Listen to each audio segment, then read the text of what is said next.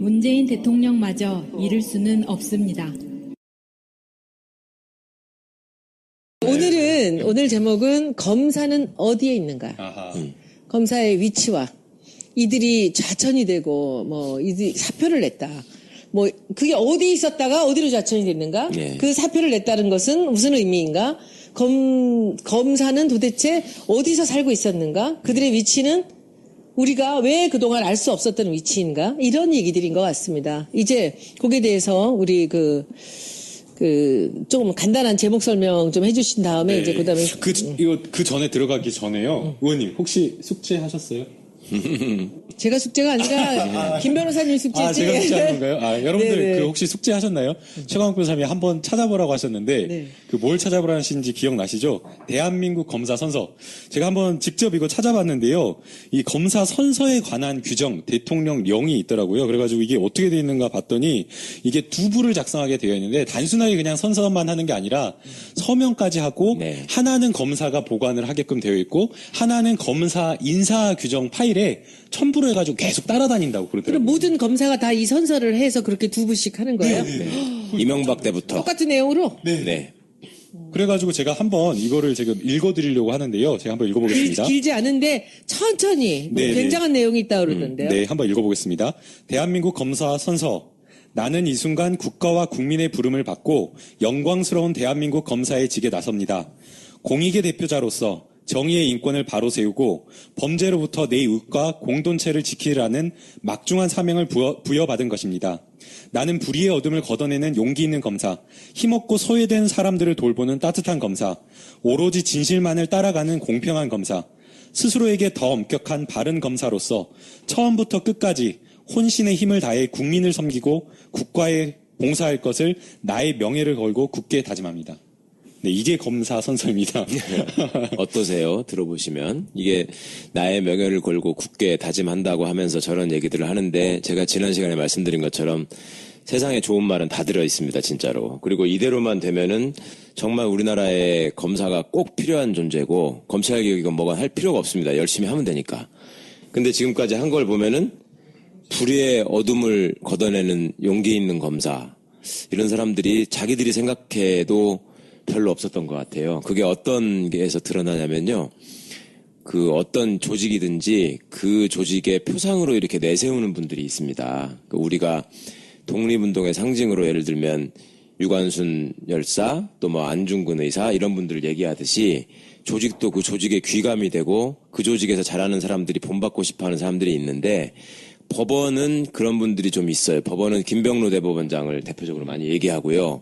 그다음에 사도법관 김홍섭이라는 분이 있습니다. 사형수를 위해서 늘 기도하고 그분들을 지원하는 활동을 했던 그런 분이 계시고 그 법조 삼성이라고 해가지고 또 그 전라도에 가면은 전북 출신으로 법조계에서 아주 훌륭한 일을 하신 분들이 세 분이 있다 해가지고 그 중에 한 분이 최대교라는 분이 있는데 이분이 검사 출신입니다.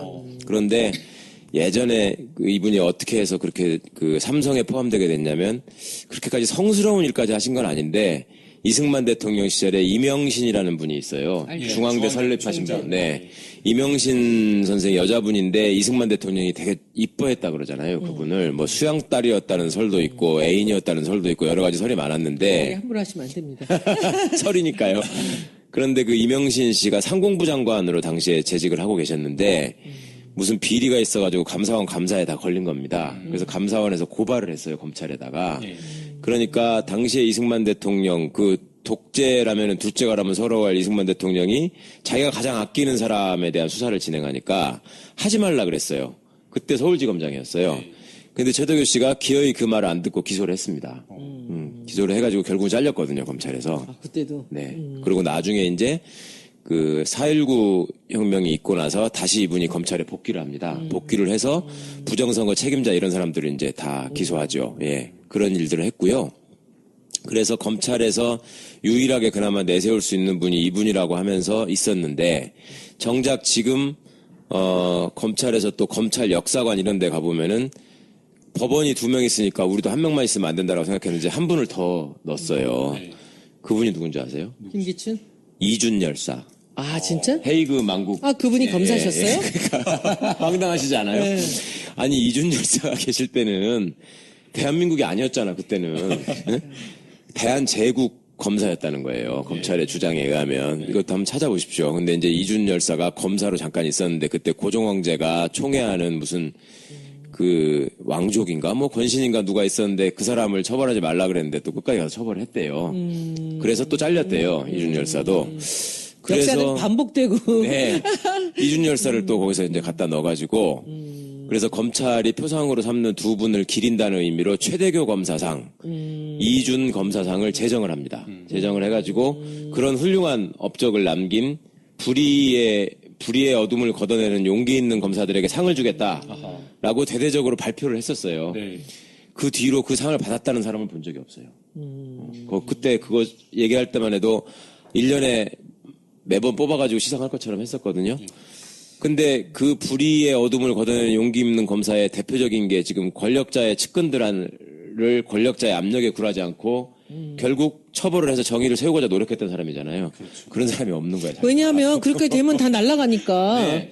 그런 사람들이 존재할 수가 없는 거지. 박멸이 돼버리고 마니까. 참 슬픈 현실입니다. 그러니까 본인들 스스로도 지금은 그런 얘기를 하지도 않아요. 이제 최대교 검사장, 이준 검사상이라는 거를 저니까 그냥 말씀드리면 어디 로스쿨 다닐 때 배우셨어요? 그런 거 있다는 거? 아유, 못 배웠습니다. 못 배우셨죠? 어? 여기도 로스쿨 졸업생하고 계시는데. 그러니까 그 정도로 지금 검찰이 말하자면 부끄러운 처지에 와 있고. 지금 여기 보면은요, 지금 이 검사 선서를 제가 보니까 이것이 이제 히포크라테스 선서 같은 거예요. 그렇습니다. 왜냐하면은 의사가 외롭고 힘든 길이기 때문에 우리가 인류를 위해서 우리가 굉장히 봉사하는 그런 정신으로 의사의 직을 수행한다라는 얘기가 아니겠어요. 그럼 이것도 마찬가지로 검사라는 그 직종이 가는 길이 굉장히 힘들기 때문에 이런 선서를 하고 이 정의를 위해서 간다고 하면서 실제로는 그 선서조차도 알지도 못하는 거죠. 국민들은. 존재도 모르고. 그죠? 그러니까 스스로 명예를 걸고 다짐한 일을 제대로 하지 못했기 때문에 지금 오늘날 이 꼴이 된 겁니다. 국민을 섬기고 국가에 봉사한다 그랬는데 국민은 짓밟고 권력자에 봉사하는 일만 지금 해왔기 때문에 이 정치검사들을 더 이상 두면 안 되겠다라는 이제 공감대가 형성이 된 것이고 그런 차원에서 최근에 이제 검찰 인사가 또 이루어져서 언론에서는 뭐 우병우 라인을 뭐 먼저 속아낸 것이다 이렇게 얘기를 하기도 하고 뭐 정치 검사들을 쳐낸 것이다 이렇게 얘기를 하는데 일단은 검사장급에서 검찰 내부에서 그간의 수사와 관련해서 대표적으로 물의를 일으켰던 분들을 이제 그 인사 조치를 했는데 그 중에 이제 4명의 검사장이 사표를 내고 나갔고요. 또 좌천된 한 사람의 검사는 내가 그 십상시 문건 사건 당시에 서울지검 3차장으로서 그 수사 책임자였는데 나는 잘못한 게 없다. 누구죠? 끝까지 한번 해보자.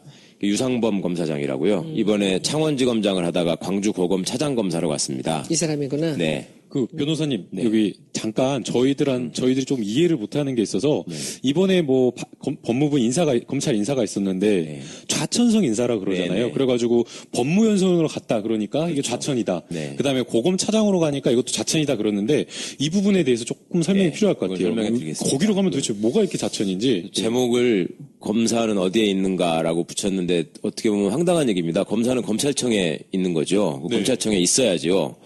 그런데 검찰청에 있지 않은 검사들이 많다라는 얘기를 이따가 좀 말씀을 저 드리기로 하고요. 우선 이분들은 어떤 경우냐면은 지금 검사장이라는 게 직책이기도 하고 직급이기도 하다고 말씀을 드렸는데요. 예. 직급으로 따지면 소위 검사 생활을 하다가 별을 달았다고 하는 게 이제 검사장으로 승진하는 것입니다. 그게 법적으로 검사장이라고 승진이 돼 있지는 않은데 내부적으로 이제 검사장이 사실상 승진하는 자리로 돼 있고 이 자리가 제일 많았을 때는 55개까지 갔다가 지금은 줄어들어서 이제 49개 뭐 이 정도 남아 있습니다. 검사장이? 네, 검사장이 네요.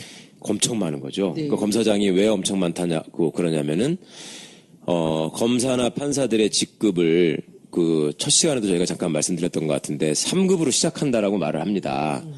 행정고시를 합격하면은 5급 사무관부터 시작을 하잖아요. 그래서 사무관, 4급 서기관, 3급 부의사관이 되면은 아주 중요 부서에 과장을 하거나 아니면 고위공무원단 교육을 마치고 나면 그때부터 국장을 합니다.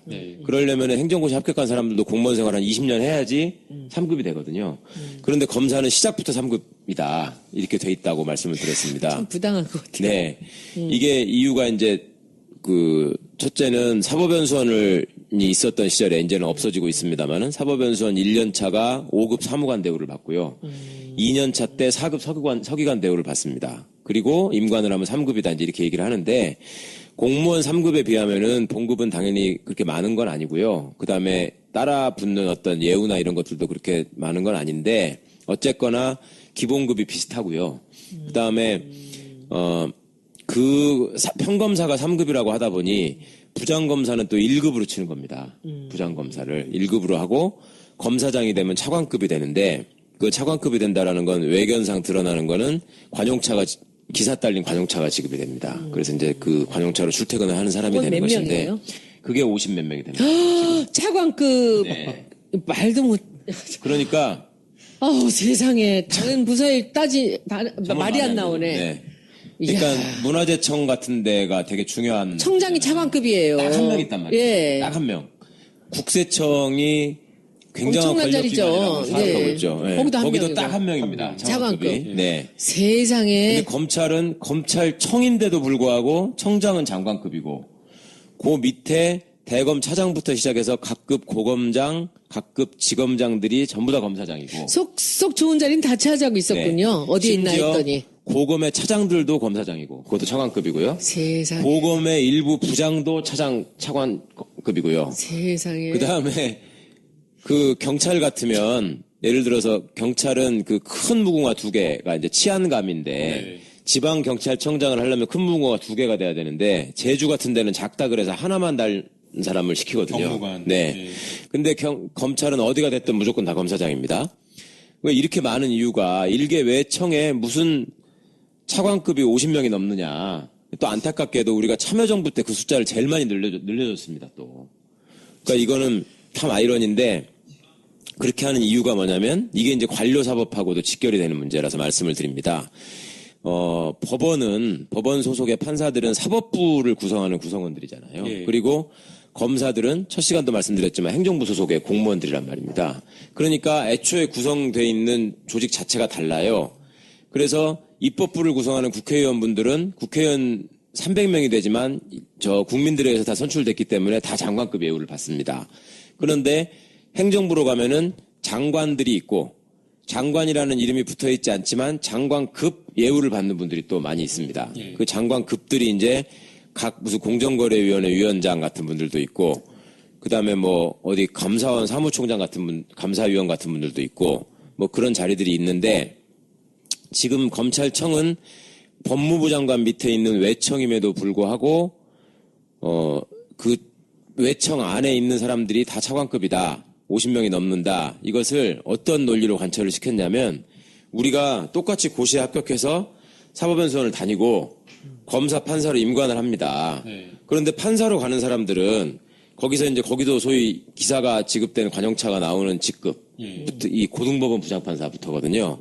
그 고등법원 부장판사가 그 100명이 넘는다. 뭐 다 사법부는 당연히 사법부니까 입법부, 행정부, 사법부니까 그만큼의 숫자가 있을 수 있는 거예요. 어떻게 보면 차관급에 네, 그럼 정부의 차관급이 얼마나 많은데 그러니까 사법부에 그 정도가 있을 수 있는 것인데 행정은 그 많은 행정부 중에 네, 또 검찰 일개 하나가 검찰이 검찰 하나가 맞춰달라고 하는 거예요. 맞춰달라. 우리 사법부랑 맞춰달라. 그걸 또 그대로 또 받아들였어요. 그게 얼마나 부당한 일이냐면 세상에. 지금 일반 부처에서 그 일이 많아가지고 차관이 하나 더 필요한 부처들이 많이 있습니다. 그리고 국장급 하나를 늘리려면은요 못해. 행안부를 찾아가가지고 진짜 온갖 저기를 다 어려워요. 그 네. 불가능하거든. 진짜 불가능한 일이거든요. 네. 그리고 전체에서 뭘 하나 줄이지 않으면 또 안 생기게 돼 있어요. 그런 것인데 검사는 그러면 차관급을 어떻게 그렇게 수십 개를 확보하고 늘렸느냐. 맨 첫 번째는 박철원 씨가 군사독재 시절에 전두환한테 육법당을 유지해서 우리가 나라를 지키려면 군인과 검사의 직급을 높여야 됩니다. 해가지고 그때 2칸을 올렸다고 말씀을 드렸죠. 그래서 군인들이 택도 없이 지금 중령이 일반적으로 공무원들 일하는 걸로 치면은 중령을 사무관급으로 쳐야 되는데 대위가 사무관급. 대위가 사무관급이죠. 그래서 제가 군대에 갔는데 훈련소에서 대위가 중대장인데 이건 사무관이 표창하는 거다라고 하면서 주시더라고요. 그렇다니까. 나이가 28 이러시더라고요.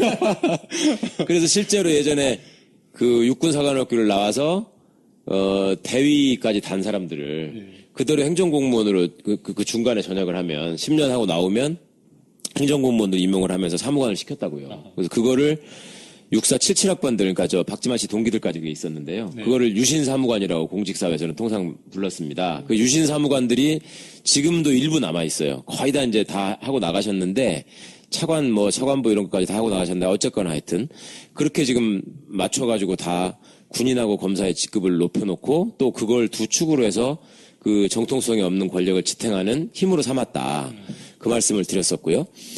그 다음에 그렇게 또 하는 논리가 일부 타당하다고 사람들이 받아들였던 게, 똑같이 사법고시 된 사람들 아니냐. 그러면 거기도 그렇게 하고 판사하고 검사를 똑같이 맞춰줘야 될 거 아니냐. 이런 왜 논리가 또 판사랑 있었고. 검사가 맞아야 돼요? 그러니까요. 그러니까 이게 또 재밌는 게 외국 연수를 가잖아요. 이제 보내주잖아요. 조금 있으면. 그러면 특히 미국을 가잖아요.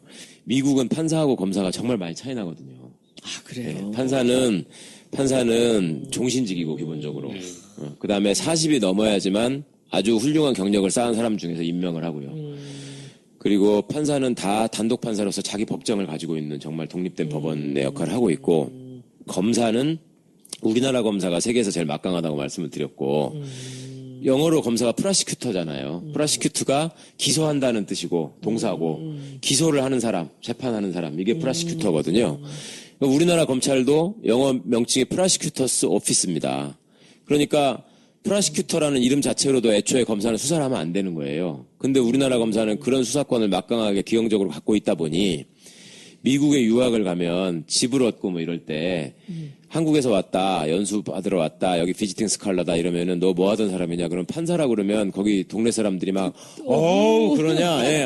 너처럼 젊은 애가 어떻게 벌써 판사가 됐냐? 이렇게 하면서 되게 잘해주는데 검사라 그러면 그래? 이렇게 하는 거예요. 그래서 검사들이 또 큰 불만이야. 그러면 그 변호사님, 네. 지금 우리나라 그 사법고시라든지 판사와 검사의 그 임용 체계가 좀 이상한 거 아니에요? 그렇죠. 그동안에 그러니까, 엊그제 우리 공 선생님께서 또 사법개혁 얘기하시면서 그 사법 관료가 돼 있다라는 말씀 아주 적절하게 해주셨는데, 과거에 우리나라 법조인 배출 시스템이 정확히 관료를 교육시켜서 배출시키는 시스템이었습니다. 그러니까 사법시험이라는 걸 과거제도로 놔두고, 예전에 과거제도라고 하는 것이 왕이 쓸 관리들을 선발하는 시험이었잖아요. 그래서 그 과거제도를 그대로 놔두고 그 사람들을 뽑은 다음에 이 사람들을 다 판사, 검사로 임용을 해가지고 공직에서 일을 하게 한 겁니다. 근데 그 전에 그 실무 공부를 시키기 위해서 사법연수원이라는 제도를 운용했고요. 그러니까 법조인들의 경력을 보시면 옛날 사법고시 몇 회, 변호사 시험 몇 회, 또 사법 시험 몇 회 이런 기수들이 다 있고 고등고시 사법과 몇 회 이런 기수들이 있는 반면에 또 사법연수원 몇 회 이런 게 있습니다. 사법연수원이 생기기 전에는 사법대학원이라 그래가지고 옛날 분들은 서울대학교 법과대학에 부설된 사법대학원을 다녔거든요. 그러니까 아이러니가 뭐였냐면 예전에도 노무현 대통령처럼 대학을 안 다니시고 시험 붙은 분들이 간간히 계셨거든요. 그런 분들은 대학을 안 다녔는데 대학원을 졸업한 거야 또. 그렇다 보니까 이상하니까 이제 사법연수원을 만들어서 그렇게 이제 공무원 신분을 부여하고 5급, 4급 대우를 해줬던 겁니다. 그런데 처음에는 몇 명 안 뽑으니까 전원이 다 대개는 아주 예전에 그 연수원을 다니면서 데모를 한다거나 이런 일만 있지 않으면 대부분 판사검사를 다 발령을 냈단 말이에요. 숫자가 몇 명 안 되니까. 그러니까 그럴 때는 국가가 돈을 들여서 이거를 한다는 게 명분이 있었어요. 월급을 줘가지고 교육을 시킨다는 게. 그런데 그다음부터 점점 합격자 숫자가 늘어나면서부터는 변호사 되는 사람들이 대부분이잖아요. 그렇다 보니 변호사는 나가서 그냥 자기 사업하는 건데 어떻게 보면 왜 그거를 국민 세금으로 봉급을 줘가지고 하느냐. 이런 모순이 하나가 있었고 국민적인 입장에서 이게 폐해는 뭐냐면 이 사람들이 이제 사법연수원 동기라는 한 틀로 엮이는 겁니다. 그러니까 기수문화. 네. 이번에도 이제 검찰 인사가 날 때마다 몇 기가 몇 기를 가가지고 기수가 파괴됐다. 몇 기 밑에 몇 기가 있다. 이런 얘기들을 하게 되는 것인데 그 기수문화라는 게 생각보다 굉장히 폐해가 심각했었습니다. 그건 왜 그러냐면 우리나라처럼 연고 따지고 이러는 데에서 이 사법 관련 직렬들은 개개인의 독립성이나 이런 것들이 굉장히 중요하잖아요. 그것이 또 공정성의 핵심이기도 하고. 그런데 기본적으로 사법시험에 합격해서 사법연수원에 들어가는 사람들 중에 같은 학교 동문들이 많을 수밖에 없어요. 예전 같으면 서울대 법대 출신이 한 반 가까이 됐습니다.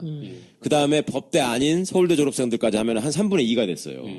그러니까 안 그래도 학교 동문들로 다 아는 사이야. 그런데 사법연수원 기수로까지 또 엮여. 그러니까 이 사람들이 한 달에만 건너면 다 아는 사람인 거예요. 그러니까 제가 이런 검찰 알바 하기 전부터 무슨 뭐 우병우가 어떻고 진경준이 어떻고 떠들었던 이유도 제가 다 아는 사람이니까.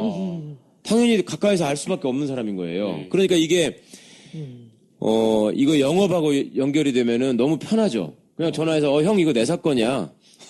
이렇게 할 수 있는 거예요, 말하자면. 이거를 법률적으로 주장을 해가지고 이러이러한 점이 문제가 있다. 아니면 수사를 하면서도 이러이러한 점은 모순 아니냐 이런 주장을 하는 게 아니라 형 나잖아 이렇게 하거나 아니면 예전에는 정치권하고 비슷하네. 있던 사람들이 나가서 변호사를 하잖아요. 예전에는 또. 그럼 다 선배들이란 말이에요. 그러니까 선배들이 야 김영감 그거 내 사건이야 이렇게 하면 끝나는 거야 그냥. 그러니까 그런 게 있으니까 피고인들도 사실은 기수 찾고 연고 찾고 학벌 찾고 그랬던 거죠. 전관- 그러니까 이제 통하고.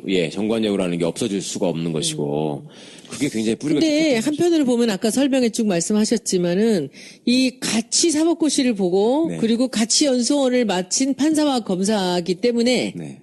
거기서 판사와 검사가 다른 그런 그레이드로다 처음부터 간다는 게 검사 입장에서는 억울할 수 있는 네, 거죠. 네, 네. 그러니까 같이 했으니까 같이 가자라고 해서 이 입법과 이 사법이 아니 행정과 사법이 같이 간 거죠 지금 사법부가. 아니 그게 이게 아이러니하게 판사가 먼저 높아져 있는 걸 검사한테 맞춘 게 아니라 네. 아까 말씀드린 것처럼 검찰이 군대하고 같이 이거를 높여줘야 되니까 해놓을까. 검사를 높여놓고 판사를 맞췄다니까요. 그러니까요. 그러니까 그렇게 안 하고 그냥 5급이라고 하면 되는 거예요, 그냥. 고시 합격한 사람들 다 똑같이 그런데 5급이다. 그 변호사님 우리가 네. 지금 그 노무현 대통령 시절부터도 이 검찰 개혁에 대한 얘기가 많았잖아요. 네. 그리고 지금도 이제 조국 수석이 들어가서 검찰 개혁을 한다라고 하지만 이렇게 뼛속같이 이렇게 근본적인 문제가 개혁이 되겠습니까? 어떻게 보세요? 이제 그게 문제죠. 저는 그러니까 이거 되겠습니까, 네. 진짜? 한순간에 이게 없어질 문제가 그렇지요. 아니고 사실은 이런 시험 자체를 인식들을 바꿔야 되는 거 아니에요? 그래서 이제 사법시험 제도를 폐지하고 로스쿨을 만들고 참여정부 때 이제 사법개혁의 일환으로 그런 제도를 만든 겁니다. 그러니까 우리 국민 일반에서 쉽게 이제 어떻게 보면 감성적으로 호소되는 부분이 사법고시가 있어야지 미꾸라지가 용되는 거 아니냐. 그게 그런 소리고. 왜 노무현 대통령 같은 분이 나올 수 있는 통로를 막느냐. 로스쿨은 돈 많은 애들만 다니는 거 아니냐. 이런 주장들이 있고 상당 부분 호소력 있게 먹히고 있는데 사실은 그 제도의 근본을 따져보면 우리 사법이 가지고 있는 문제점들이 거기서 비롯됐다라는 점을 함께 포함해서 얘기를 해야지 공평한 것 같고요. 그 다음에 지금 현재의 고시 제도라고 사법시험 제도라고 하는 것이 저 때만 해도 그러지 않았는데 제가 한 10년 지나고 난 다음에 정말 놀랬던 것이 우리나라가 학원 다니고 과외 보내고 이런 시스템들이 정말 막강한 나라잖아요. 그렇다 보니까 정말 재밌는 일이 저희 때만 해도 고시 공부할 적에 고시 학원에 가서 강의 듣는 사람이 이렇게 많지 않았어요.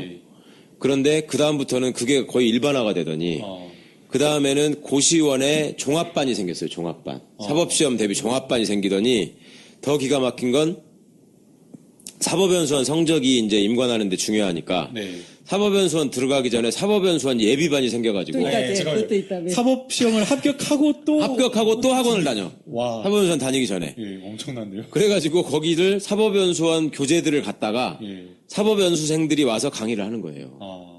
그래갖고 공무원이 무슨 강의를 하면서 돈을 버냐 해가지고 또 징계 문제도 있고 했었는데 하여튼 사법연수원 대비 종합반까지 생겼었어요. 그러니까 돈 없는 사람은 공부를 그 사법시험 준비를 하고 싶어도 못하는 시스템이 이미 돼버렸고 지금 무슨 개천에서 용난다 말씀들을 하시는데 물론 그럴 수도 있겠죠. 근데 그게 예전에 노무현 대통령 같은 분들 되실 때의 그 확률과 그때는 고시 공부할 때 봐야 될 책이 두꺼워야 300페이지였어요. 지금은 한 김 변호사님, 권이었어요? 한 과목에 300페이지 정도를 한 10권 정도를 공부하면 되는 거였는데 지금은 보통 1000페이지 넘죠. 1800페이지입니다. 그러니까 2000페이지. 지금 이제 아마 지금 올해 공부하신 분들은 한 2000페이지 넘어갔을 거라고. 교과서를 그러니까 저희 때만 해도 제일 두꺼운 교과서가 채권 강론이 한 650페이지 됐거든요. 그걸 3번씩 봤다고. 근데 지금은 아예 교과서를 못 보더만 요약돼 있는 주간식 문제집 같은 걸 보고 뭐 이렇게 하는데 어쨌거나 그런 책의 값, 그다음에 고시 준비하는데 드는 돈 막 이런 것들을 생각하면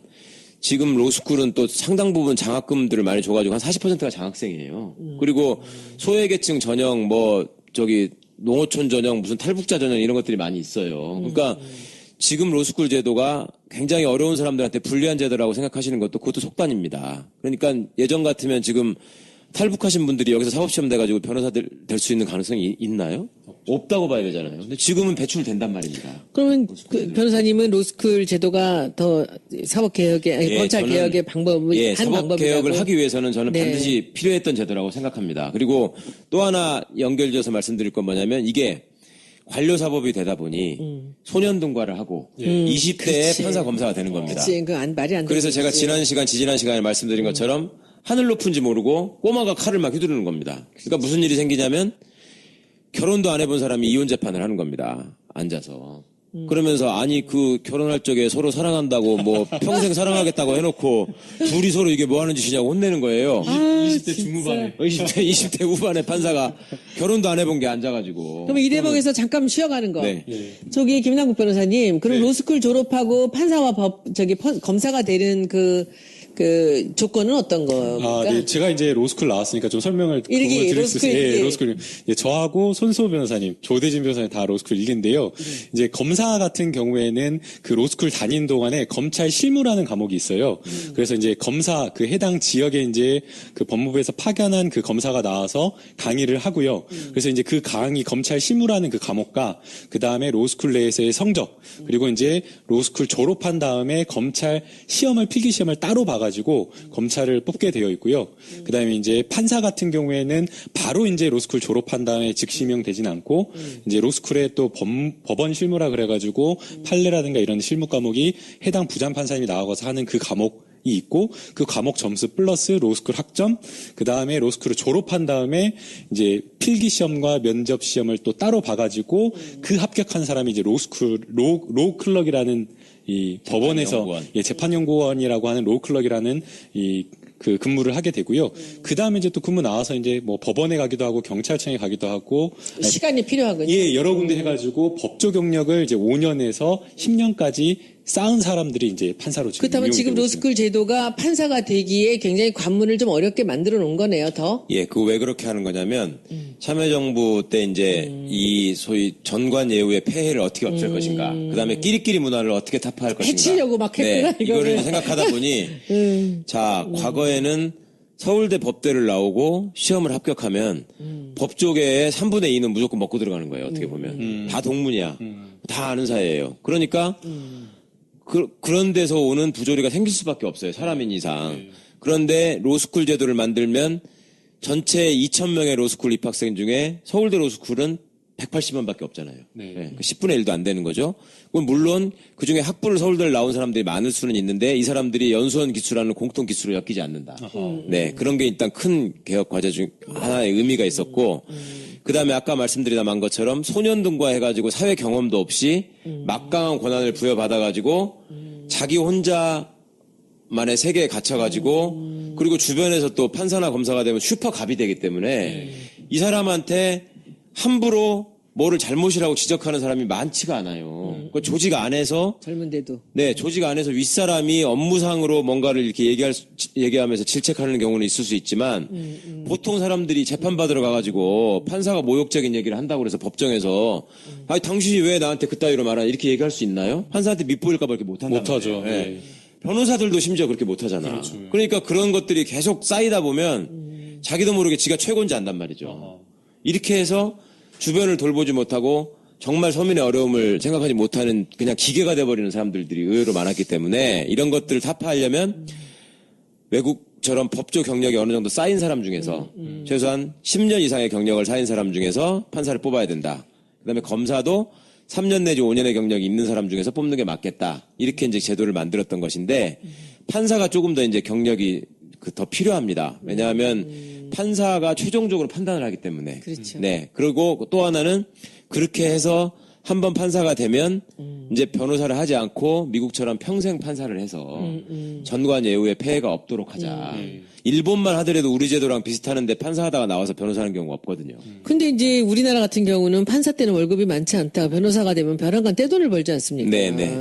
예전에 그런 그랬었죠. 것들도 네. 지금 이제 그 폐해도 없애자고 하는 거잖아요. 근데 제가 여러분들 보면은 그 경찰 알바도 그랬고 지금 검찰 알바도 보니까 뭐 하나 질문하면요. 이분들은 너무나 내공이 있고 준비가 돼 있는 분들이라 그냥 이 물 흐르듯이 쏟아져 나옵니다. 이 내용이. 그래서 여러분들이 더 좋아하시는 것 같고, 그런데 이제 이 우리 김남국 변호사님 같이 이제 껴들 틈이 없어요. 그러니까요. 제가 지금 사실은 제가 지금 걱정하고 있었던 게 준비할 게 너무 뭐냐면 많은데 김남국 춤이라도 춰라 또 그럴까봐. 아니요, 그게 아니라 제가 이제 최강욱 변호사한테 묻고 싶은 게 너무 많아가지고 준비해온 게 되게 많아요. 그래가지고 시간이 지금 얼마 안 남았는데 지금 최강욱 변호사님이 진짜 막 그냥 파도처럼 쏟아내시니까. 좋아. 잠깐만. 여기서 요거 하나는 우리 짚고 넘어가야 될 것 같아요. 네네. 지금 사법고시 존치 때문에 또 이제 투쟁하시는 분들 많지 않습니까? 네네. 여기서 짧게 사법고시 존치와 로스쿨 답을 내실 필요는 없습니다. 네. 사법고시 존치에 대한 주장을 하시는 분들의 입장에서 좀 한마디 해주시고 나서는 네. 오늘 이 전체적인 그 내용들을 이끌어가는 그 질문에 대한 것들을 이제 김남국 변호사님이 해주십시오. 그러니까 변호사가 되는 길을 로스쿨 하나로만 한정할 필요는 없지 않느냐라는 주장이 이제 대표적인 주장이신 것 같아요. 그리고 로스쿨 다닐 수 있는 여건이 되지 않는 사람들에게도 문을 열어야 될 거 아니냐. 이제 그런 말씀이 상당히 타당한 면이 있고 과거에는 특히 또 옳았단 말씀입니다. 그런데 지금은 이미 이제 변호사 초임이 판사나 검사의 초봉보다 높지 않습니다. 그렇게 됐고 그다음에 변호사로 하는 일이 과거 옛날처럼 어떤 법률만 공부해가지고 그걸로 그냥 평생 먹고 사는 이런 시대도 지나갔습니다. 그러니까 각자의 분야에서 열심히 공부한 전공을 바탕으로 해서 국민들에게 전문적인 법률 서비스를 제공하는 직업으로 이제 변호사가 바뀌었고 그 변호사들 중에서 이제 검사와 판사를 임용하는 제도로 바뀌었기 때문에 만약에 사법시험이 그대로 유지가 된다면 기존의 로스쿨 교육 체계라는 것들이 어떻게 보면 형해화될 수 있는 의미 없는 일이 될 수 있고요.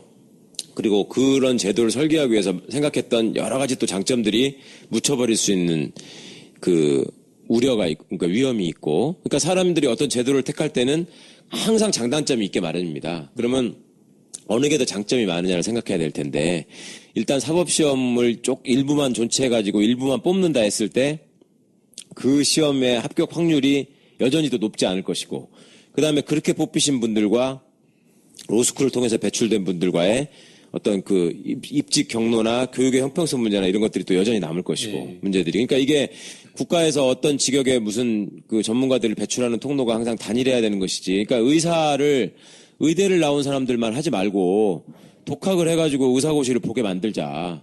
그렇게 해서 실무수습 해가지고 의사 자격증 주면 되지 않느냐. 이런 말씀을 한번 생각해 보시면 왜 굳이 이렇게 얘기하는지를 아실 수 있을 것 같아요. 그러니까 예전처럼 그렇게 적은 숫자를 뽑는 것도 아니고 로스쿨이라고 하는 것이 오히려 문호를 더 개방하고 있기 때문에 그런 점은 좀 함께 고려해 주셨으면 좋겠다는 말씀 드리겠습니다. 이제 드디어 시작입니다. 우리가 한 시간 반을 하니까 여러분들 너무 좀 길다 그러셔갖고 이제 1시간에서 1시간 10분으로 이제 자르기로 했는데 그러다 보니까 이제 30분밖에 남지가 않았습니다. 벌써 빨리 본론으로 들어가겠습니다. 네네. 이제부터 김남국 변호사님과 최강욱 변호사님 두 분의 얘기로 해서 우리 김성희 보좌관님 두 분으로 고정시켜 주시고. 최강욱 변호사님 모셨기 때문에 저희가 이거는 꼭 짚어봐야 될 것 같아요. 사실 지난주에 이제 법무부에서 검찰 인사를 했는데 대검찰청에서 돈봉투 사건과 관련된 감찰 결과를 발표한 바로 다음 날 아주 즉각적이고 대대적인 인사를 했는데 이 법무부에서 한 이 인사의 의미가 어떤 것인지 사실 그리고 지금 법무부 장관이라든가 검찰총장이 없으니까 이 청와대의 어떤 뜻이라고 볼 수밖에 없는데 청와대는 어떤 뜻을 가지고 이 인사를 한 것인지 그 부분에 대한 좀 궁금증을 풀어주시면 좋을 것 같습니다. 우선 오해하시면 안 될 것이 검사장들에 대한 인사는 청와대가 분명히 권한이 있습니다. 하는 겁니다. 차관급이니까. 그리고 당시에 그 검사장들의 인사를 했던 이유가 처음에 분명히 어떤 잘못이 전제가 돼서 했던 것이고 이런 사람들을 수사를 지휘하는 위치에 놓으면 안 된다라는 것들이 있었고요.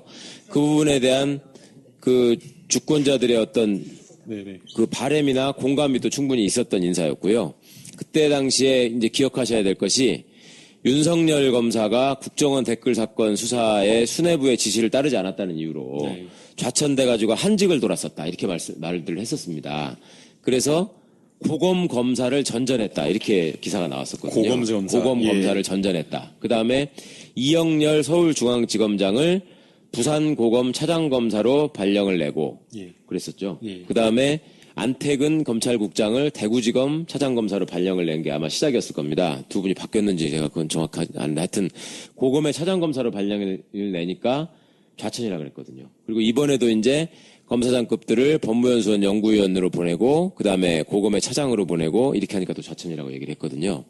자, 아까 이제 김 변호사님 여쭤보신 거 제가 얘기하다가 설명이 또 딴 데로 새버렸었는데 어쨌거나 검찰청은 그 단위를 보면 지방검찰청이 있고 고등검찰청이 있고 대검찰청이 있고 이렇게 있습니다. 이게 이렇게 있는 이유가 재판 구조에서 법원에 대응하기 위해서 이렇게 있다라고 얘기를 신급별로? 하잖아요. 예. 예. 1심이 지방법원, 2심이 고등법원, 3심이 대법원 이게 원칙이기 때문에 이제 지방법원에 대응하기 위해서 지방검찰청이 있고 고등법원에 대응해서 고검이 있고 이렇게 얘기를 합니다. 그러면 판사들은 지방법원보다 고등법원에서 근무하는 게 어떻게 보면 더 경력이 쌓여야지만 갈 수 있는 거고 직급으로 따지면 상위 직급인 거죠. 지방법원 부장판사보다 고등법원 부장판사가 높은 거죠. 쉽게 말하면. 좋고. 네. 예. 고등법원 부장판사보다 당연히 대법관이 높은 것이고 네. 그렇게 됐는데 검사는 지방검찰청에 있다가 고검으로 가면 좌천이라고 한단 말입니다.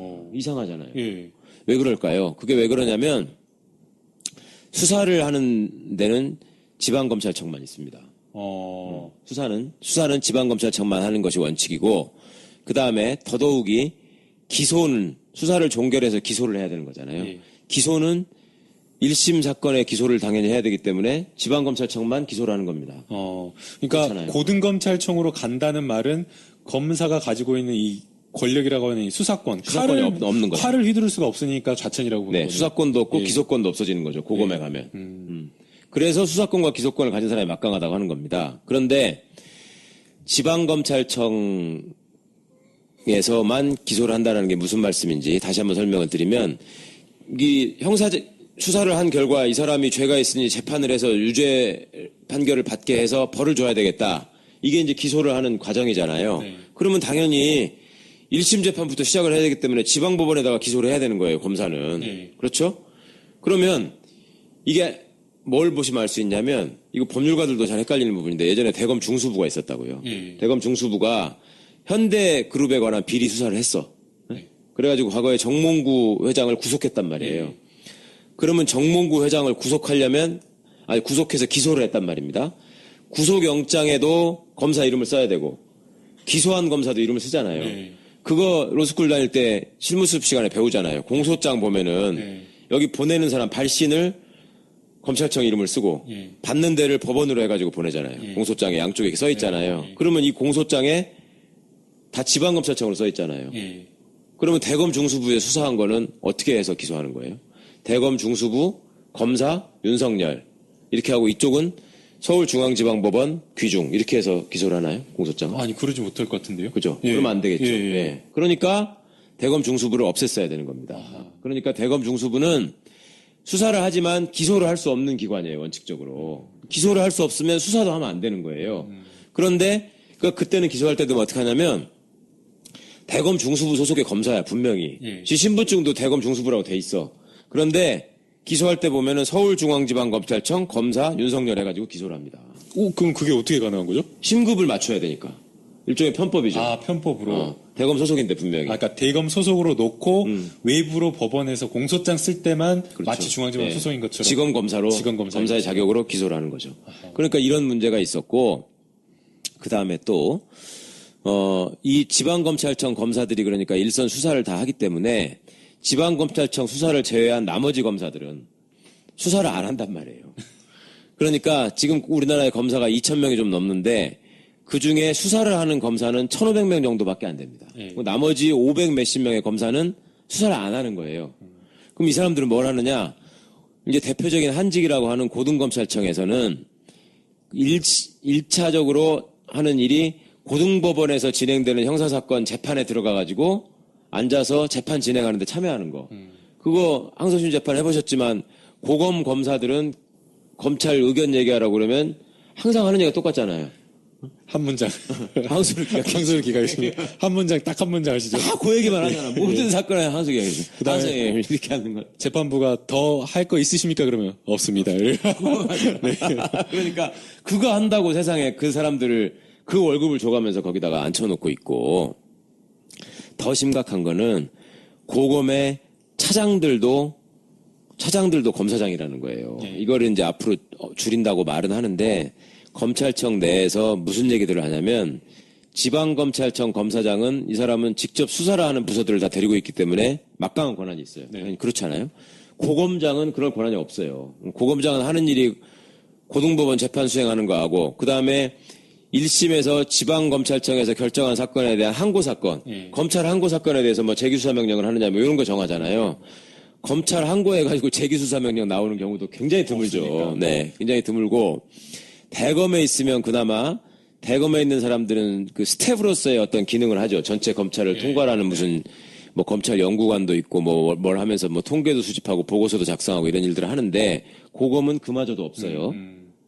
그러니까 고검 검사들이 할 일이 없는데 그 고검 검사들을 통솔 하는 고검장은 무슨 할 일이 있을 것이며 그것도 고검장도 아닌 고검 차장은 또 무슨 할 일이 있겠습니까? 그러니까 예전부터 검찰에서 내려오는 우스갯소리 중에 뭐가 있냐면 고검장이 되면 할 일이 없어가지고 날마다 하는 일이 오전에 손톱을 깎고 오후에 발톱을 깎고 이런 일을 한다. 그런데 그것도 하루 만에 다 깎아서 할 일이 없으니까 나눠서 깎는. 그것도 좀 지나면 하루 오전에 왼손 손톱만 깎고 다음날 오후, 그날 오후에 왼손 발톱만 깎고 이렇게 하면서 또 시간을 더 늘린다. 근데 차장은 그것도 힘들어가지고 하루에 손톱 한 개씩만 깎는다. 그래도 시간이 안 간다. 이걸 자기들끼리 얘기했어요, 진짜로. 그렇게. 지금도 그렇게 얘기하고 있고. 그러니까 결국에는 고검으로 간다 그러면은 그냥 할 일이 이빨 없는 빠진 거야. 호랑이 할 그냥 일이 좌천됐다. 없는 거야. 그렇게 그러니까 봐야겠네요. 예. 그나마 고검 차장이나 고검장은 직급이라도 높으니까 대우나 받으면서 놀죠. 아니, 변호사님, 이번에 강기정 의원님이 저한테 갑자기 이걸 여쭤보셨는데, 이걸 물어보셨는데, 광주 고검 차장으로 있다가 대검 형사 부장으로 가셨대요. 그러면 이거는 좌천이냐, 승진이냐, 이걸 물어보시는데, 저도 이거 헷갈리더라고요. 그걸 말씀드릴게요, 이제. 그러니까, 검사장으로 처음 승진을 하면, 같은 검사장급 중에서도 똑같이 다 검사장이라고 하는데, 그 검사장급 중에서 제일 높은 검사장이라고 칠 수 있는 게 서울 고검장입니다. 서울 고검장. 그 다음에 또 자기들끼리 있는 검사장도 두 개로 나눠가지고 고검장급, 지검장급이 있는 거죠. 근데 서울중앙지검장도 고검장급이고, 그 실권은 제일 많은 검사장이죠. 서울중앙지검장이. 그 다음에 대검 차장도 검사장급이고, 심지어 법무부 차관도 검사장급입니다. 그러니까 그런 검사장들도 여러 가지 자기 나름대로의 급이 있기 때문에 검사장이 처음 되면은 가는 자리가 아무래도 한직이죠. 한직으로. 네. 그 자리가 대표적으로 아까 말씀드린 고검 차장이죠. 차장. 네. 그러면 요거는 검사장은 검사장인데 조금 짬밥이 안 돼가지고. 짬밥도 안 되고 힘도 없으니까 일단 거기로 가신 거구만요. 네. 그런 고검 차장을 가고 그건 모든 사람들이 다 고검 차장을 다 갈 수 없으니까 그 중에도 이제 소위 잘 나가는 사람과 못 나가는 사람이 구분이 되는데 이제 일부 초임 검사들 중에는 법무부의 국실장을 하는 사람들도 있고요. 법무부 기획관리실장 같은 걸 하는 사람이 있고, 그 다음에, 대검의 부장을 하는 사람들도 있고, 그런데, 그 다음에 나이가 많아서, 검사장 승진이 좀 늦은 사람들 있잖아요. 그런 사람들은 나이가 많은 경우에 지방의 검찰청 검사장으로 바로 보내기도 합니다. 나이가 많으면. 근데 일반적으로 이제 고검 차장이 제일 낮은 검사장이라고 볼 수 있는 거고, 요걸 거친 사람들이 가는 데가 대검의 부장들. 그러니까 형사부장이라고 하는 거는 고검 차장을 맡은 사람이 가는 자리라서 그냥 평범한 전보 인사라고 단계 보는 게 맞춰서 맞죠. 가신 걸로 보면 되겠네요. 그런 건데 검사장 하던 사람을 고검 차장으로 보내면 이건 좌천이죠, 확실히. 그러면 변호사님, 이번에 진짜 법무부 인사가 정말 크게 아주 이례적으로 이루어졌는데 아마 민정수석, 조국 민정수석과 문재인 대통령께서 굉장히 신경 쓴 인사라고 생각이 되는데 어떤 의미를 두고 인사를 한 걸로 봐야 될까요? 이번에 문제가 되셨던 분들은 다들 언론에 회자된 아주 중요한 사건에 책임을 맡으셨던 분들이에요. 이제 고검장 한 분, 윤곽금 고검장이 있었는데 그분이 처음에 우병우 사건이 터졌을 때 특별수사팀장을 맡았죠. 그래가지고 우병우 주변을 둘러싼 여러 가지 비리들, 그러니까 아들이 코너링을 잘해가지고 운전사로 뽑혔다는 거, 그 다음에 처갓집이 뭐가 어떻고 했다는 거, 그 다음에 본인이 이제 잘못했던 점들, 이런 것들에 대한 수사팀장을 맡아가지고 아무것도 안 했잖아요. 정말 격렬하게 아무것도 안 하고 특검에 넘어간 자료도 팔짱 낀 황제수사. 황제수사. 그거 담당하셨던 사진 분. 하나만 남고. 우병우 씨하고 연수원 동기면서 이제 이분이 그 검사장을 그 팀장을 맡을 때부터 굉장히 우려를 하니까 딱 했던 말이 나도 검사다.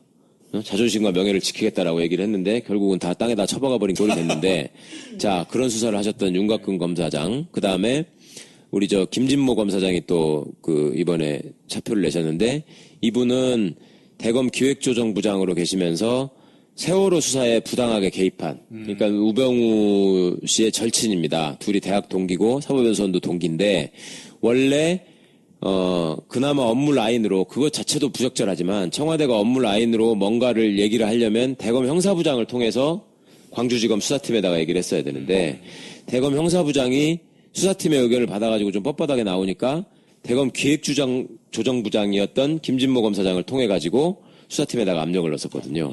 근데 이분은 또 그 검사장이 되기 직전까지 청와대 민정비서관을 했단 말입니다. 이명박 정권 시절에. 그래서 김진모 검사장은 그 민정비서관을 하면서 민간인 사찰 사건의 그 증거들을 인멸하는데 그때 뭐 디가우징 얘기도 나오고 왜 공무원 시켜가지고 하드디스크를 다 뭐 어떻게 갈아버렸다는 이런 얘기 나올 때 그때 이제 연루됐던 그 청와대 민정비서관이었고 하여튼 윤곽근 검사장, 김진모 검사장이 둘이 다 이제 그런 어떤 정치적인 사건 수사에 관여해가지고 제대로 하지 않고 덮었다라는 그 의혹들을 많이 받았던 검사장들이었고 또 한 분이 이제 정점식 검사장이 있는데 이분은 이제 공안입니다.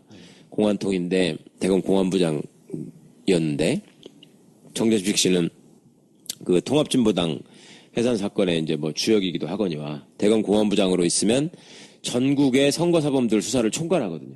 그러니까 이번에 총선이 있고 나서 선거사범 수사를 마치고 굉장히 편파적으로 기소를 했다. 아, 친박만 다 빼줬다. 네, 아, 빼주고 정말. 대표적으로 김진태 씨를 기소를 안 해가지고 법원이 그걸 재판에 회부해라라고 하는 재정 신청을 받아들였고 그거를 이제 재판이 그 국민참여재판으로 이루어졌는데 검사들이 가서 거기서 무죄를 구형하고 그래서 저희가 지난번에 이제 이런 제도가 잘못돼 있다라는 말씀을 드렸던 것인데 그거를 한 대표적인 사람입니다. 그리고 황교안 전 총리가 총회했던 아주 공안의 핵심 라인이고요. 그 정점식 씨가 이번에 이제 인사 대상이 됐고, 그 다음에 또 한 분이 이제 전현준 검사장인데, 전현준 검사장이라는 분은 지금 이제 그 네 분 중에 그 세 분은 김진모, 전현준, 정점식 세 분은 다 우병우랑 같은 84학번.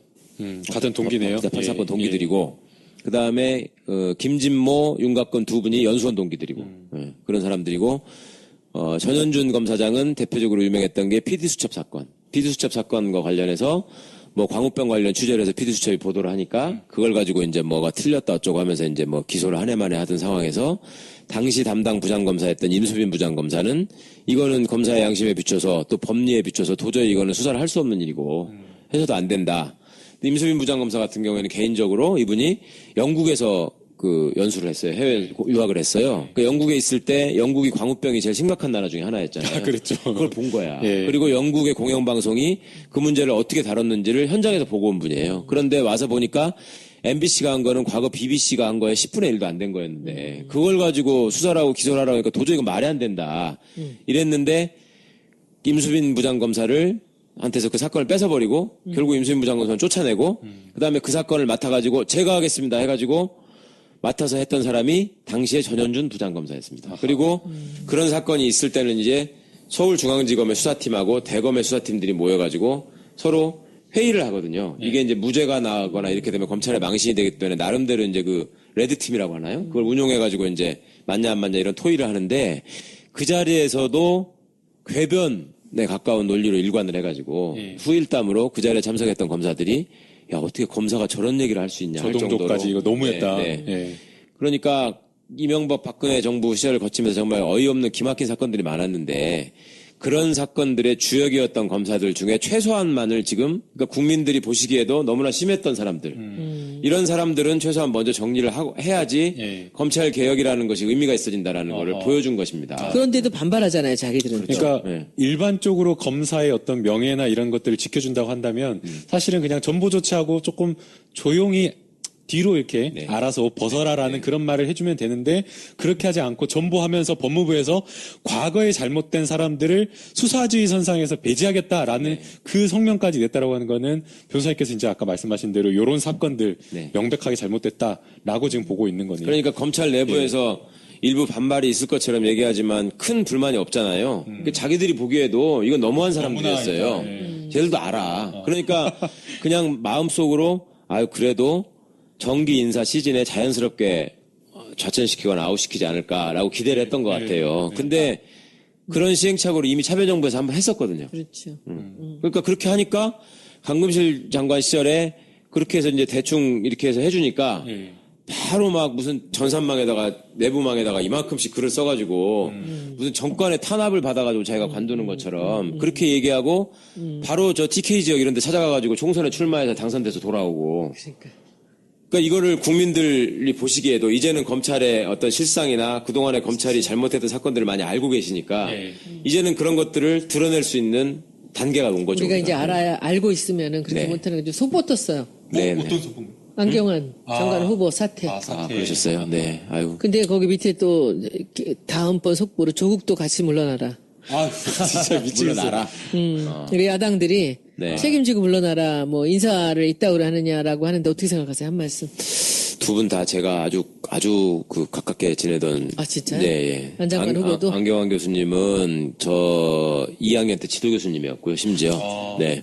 조국 선생은 뭐 친한 형이기도 하거니와 제가 나중에 대학원을 수료만 해놓고 논문을 안 쓰고 개기고 있다가 뒤늦게 논문을 썼는데 그때 이제 예전 지도 교수님들이 다 은퇴하셔가지고 없어가지고 우리 논문 지도 교수인데 하여튼 두 분이 참 안타깝네요. 안경환 교수님이 어쨌거나 그런 과정을 겪어서 첫 번째 결혼에 흔적이 남았었다는 사실은 저희도 모르고 있었고요. 저희는 한 번 결혼에 실패하시고 재혼하셨다는 정도만 알고 있었는데 굉장히 좀 충격적이었고 여러 가지로 안타까웠고 좀 많이 상처를 받지 않으셨으면 좋겠습니다. 그 양반 본래의 어떤 품성이나 이런 것들이 되게 약자에 대한 그 애정이나 배려가 깊은 분이었고 그런 차원에서 좀 기대를 했었고 그다음에 인권위원장도 해보셨고 법무부에서 또 검찰개혁 작업에도 또 강금실 장관 때 관여를 하셨기 때문에 그런 기대가 있었는데 안타깝게 된 것 같고요.